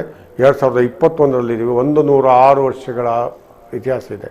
ಹಾಗಾಗಿ ಇದನ್ನು ಸಂಪೂರ್ಣವಾಗಿ ಜನಪರವಾಗಿರ್ತಕ್ಕಂಥದ್ದು, ಜನೋಪಯೋಗಿರಲಿಕ್ಕೆ ಪರಿಷ್ಕರಣೆಯನ್ನು ಸುಪ್ರೀಂ ಕೋರ್ಟ್ ಅಂದರೆ ಸರ್ವೋಚ್ಚ ನ್ಯಾಯಾಲಯದ ನ್ಯಾಯಮೂರ್ತಿಗಳು ಅಥವಾ ಹೈಕೋರ್ಟಿನ ನ್ಯಾಯಮೂರ್ತಿಗಳ ಅಧ್ಯಕ್ಷತೆಯಲ್ಲಿ ಒಂದು ತಜ್ಞರ ಸಮಿತಿಯನ್ನು ರಚನೆ ಮಾಡ್ತೀನಿ ಅಂತಕ್ಕಂಥದ್ದು. ಜೊತೆಗೆ ಕಾರ್ಯಕಾರಿ ಸಮಿತಿ ಭಾಳ ಶಕ್ತಿಯನ್ನು ಹೊಂದಿರಬೇಕು ಅಂಥೇಳಿ 26 ಕ್ಷೇತ್ರಗಳಲ್ಲಿ ಇರ್ತಕ್ಕಂಥವ್ರನ್ನ ತೋಳ್ತಕ್ಕಂಥದ್ದು. ಆಮೇಲೆ ಎಲ್ಲ ತಾಲೂಕುಗಳಲ್ಲಿ ಕನ್ನಡದ ಭವನಗಳನ್ನು ಕಟ್ಟಿಸ್ತಕ್ಕಂಥದ್ದು. ನನ್ನ ಅವಧಿಯಲ್ಲಿ ವಿಶ್ವ ಕನ್ನಡ ಸಮ್ಮೇಳನವನ್ನು ಮಾಡ್ತಕ್ಕಂಥದ್ದು. ಆಮೇಲೆ ಹಳ್ಳಿಗಳಿಂದ, ಅದರಲ್ಲೂ ಸಹಿತ ಹೋಬಳಿಯಿಂದ ಸಾಹಿತ್ಯವನ್ನು ಕಟ್ತಕ್ಕಂಥದ್ದು. ಕೊನೆಯದಾಗಿ ಹೇಳಬೇಕಾದ್ರೆ, ಒಂದು ಪ್ರಾಮಾಣಿಕವಾಗಿ ನಮ್ಮ ಎಲ್ಲರನ್ನು, ಅದರಲ್ಲಿಯೂ ಸಹಿತ ಎಲ್ಲರಲ್ಲಿ ಬಹಳ ಕಳಕಳಿಯಿಂದ ಈ ಘಟನೆಯನ್ನು ಹೇಳಬೇಕಾಗತ್ತೆ. ಒಂದು ಪತ್ರಿಕಾಗೋಷ್ಠಿಯಲ್ಲಿ ಒಬ್ಬ ಪತ್ರಿಕಾ ವರದಿಗಾರ ನನಗೆ ಪ್ರಶ್ನೆಯನ್ನು ಕೇಳಿದರು. ಸರ್, ನಮ್ಮ ಪತ್ರಿಕೆ ಸಮೀಕ್ಷೆ ಮಾಡಿದೆ, ಆ ಸಮೀಕ್ಷೆಯಲ್ಲಿ ಗೆಲ್ಲೋರೆ ನೀವು, ಖಂಡಿತವಾಗಿ ಅತಿ ಹೆಚ್ಚು ಅಂತರದಿಂದ ಗೆಲ್ತೀರ. ಗೆದ್ದಾದ ಮೇಲೆ ನಿಮ್ಮ ಕುರ್ಚಿ ಇದೆಯಲ್ಲ, ಆ ಕುರ್ಚಿಯಲ್ಲಿ ಬಹಳ ಜಾಗರೂಕತೆಯಿಂದ ನೀವು ಮಾಡಬೇಕು, ಅನೇಕ ಸಮಸ್ಯೆಗಳನ್ನು ಎದುರಿಸ್ತೀರಿ ಅಂತಂದಾಗ ಯಾಕೆ ಅಂತ ಕೇಳ್ತೇನೆ. ಹೇಗೆ, ನೀವೇನೋ ಜ್ಯೋತಿಷ್ಯ ಹೇಳ್ತೀರಾ ಅಂತ ತಮಾಷೆಗೆ ಕೇಳಿದೆ. ಇಲ್ಲ ಸರ್, ಗೆದ್ದ ಮೇಲೆ ಇರ್ತಕ್ಕಂಥದ್ದು ನೀವು ಸರ್ಕಾರದ ಜೊತೆಗೆ ವ್ಯವಹಾರ ಮಾಡ್ತಕ್ಕಂಥದ್ದು, ಸರ್ಕಾರದ ಜೊತೆಗೆ ಕೈ ಜೋಡಿಸ್ತಕ್ಕಂಥದ್ದು ಬಲಪಂಥೀಯವಾಗಿರ್ತಕ್ಕಂಥ ಸರ್ಕಾರ. ಈಗ BJP ಸರ್ಕಾರ ಇದೆ. ಆದರೆ ಸಾಹಿತಿಗಳು ಆಮೇಲೆ ಅನೇಕ ಸದಸ್ಯರು ಎಡಪಂಥೀಯ ಧೋರಣೆಗಳನ್ನು ಹೊರಟಿರ್ತಕ್ಕಂಥವ್ರು. ಉದಾಹರಣೆಗೆ ಬಂಡಾಯ ಸಾಹಿತಿಗಳು, ದಲಿತ ಸಾಹಿತಿಗಳು, ಹೆಚ್ಚಿನ ಸಂಖ್ಯೆಯಲ್ಲಿರ್ತಕ್ಕಂಥ ದಲಿತ ಸಾಹಿತಿಗಳು, ಬುದ್ಧಿಜೀವಿಗಳು ಇವರೆಲ್ಲರೂ ಸಹಿತ ಎಡಪಂಥೀಯಕ್ಕೆ ಸೇರ್ತಕ್ಕಂಥದ್ದು. ನೀವು ಸಾಹಿತಿಗಳನ್ನು ಓಲೈಸೋದಕ್ಕೋಸ್ಕರವಾಗಿ ಎಡಪಂಥಕ್ಕೆ ಹೋಗ್ತಿರೋ ಅಥವಾ ಸರ್ಕಾರವನ್ನು ಓಲೈಸೋದಕ್ಕೋಸ್ಕರವಾಗಿ ಬಲಪಂಥಿಗೆ ಹೋಗ್ತಿರೋ ಅಂತ ಹೇಳಿದಾಗ ನಾನು ಭಾಳ ಸ್ಪಷ್ಟವಾದಂಥ ನಿಲುವನ್ನು ಹೇಳಿದೆ. ನಾನು ಎಡಪಂಥದವನೂ ಅಲ್ಲ, ಬಲಪಂಥದವನೂ ಅಲ್ಲ, ಮೇಲಿನ ಪಂಥದವನಲ್ಲ, ಕೆಳಗಡೆ ಪಂಥದವನಲ್ಲ, ಮಧ್ಯಮ ಪಂಥದವನಲ್ಲ. ಮಾನವ ಪಂಥಕ್ಕೆ ಸೇರಿರ್ತಕ್ಕಂಥ ಕನ್ನಡ ಪಂಥದವನು. ನಾನು ಕನ್ನಡ ಪಂಥದವನಾಗಿ ಕೆಲಸವನ್ನು ಮಾಡ್ತೀನಿ ಅಂತಕ್ಕಂಥ. ಆಗಲಿ ಮಹೇಶ್ ಜೋಶಿಯವರೇ, ನಿಮ್ಮ ಆಸೆಗಳು ಎಲ್ಲ ಈಡೇರಲಿ. ಇದುವರೆಗೂ ಬಂದು ನಮ್ಮ ಕಸಾಪದ ಬಗ್ಗೆ ಹೊಸ ಬೆಳಕನ್ನು ಚೆಲ್ಲುವಂಥ ಒಂದು ಭರವಸೆಯನ್ನು ಕೊಟ್ಟಿದ್ದೀರಾ. ನಿಮ್ಮ ಕನಸುಗಳು ಈಡೇರಲಿ. ಹಾಗೆ ನಮ್ಮ ಟಿ ವಿ ಪರವಾಗಿ ನಿಮಗೆ ಹೃತ್ಪೂರ್ವಕವಾದ ಧನ್ಯವಾದಗಳನ್ನು, ಅಭಿನಂದನೆಗಳನ್ನು ತಿಳಿಸ್ತಾ ಇದ್ದೀವಿ. ಕನ್ನಡ ನಾಡು, ಕನ್ನಡ ನುಡಿ, ಅದರ ಬಗ್ಗೆ ಸಾಕಷ್ಟು ವಿಶ್ವಾಸವನ್ನು ಇಟ್ಕೊಂಡಿದ್ದೀರಾ. ಓನನ್ನ ಕನ್ನಡ ನುಡಿಯೇ ನೀನೆಷ್ಟು ಚೆಂದ, ಎಷ್ಟು ಗೀಚಿದರೂ ಆಗುವೆ ಶ್ರೀಗಂಧ. ಹಾಗಾಗಿ ಕನ್ನಡ ಬಾಳೆಹಣ್ಣು ಸುಲಿದಂಗೆ ಅಂತ ಒಂದು ಪ್ರೀತಿ ಗೌರವವನ್ನು ಇಟ್ಕೊಂಡಿದ್ದೀರಾ. ನಿಮ್ಮ ಚುನಾವಣೆಯಲ್ಲಿ ನೀವು ಗೆದ್ದು ಬರಲಿ ಅಂತ ನಾವು ನಮ್ಮ ಟಿ ವಿ ಪರವಾಗಿ ನಿಮಗೆ ಆಶಿಸ್ತಾ ಇದ್ದೀವಿ. ಮತ್ತೊಮ್ಮೆ ಈ ಕಾರ್ಯಕ್ರಮಕ್ಕೆ ಬಂದು ನಮಗೆ ಎಲ್ಲ ಒಂದು ಸಂದರ್ಶನದಲ್ಲಿ ಭಾಗವಹಿಸಿದ್ದೀರಾ. ನಿಮಗೆ ಮತ್ತೊಮ್ಮೆ ಹೃತ್ಪೂರ್ವಕವಾದ ಧನ್ಯವಾದಗಳು.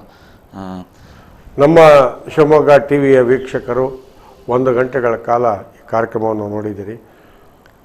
ಮೇ 9ನೇ ತಾರೀಕು ಚುನಾವಣೆ.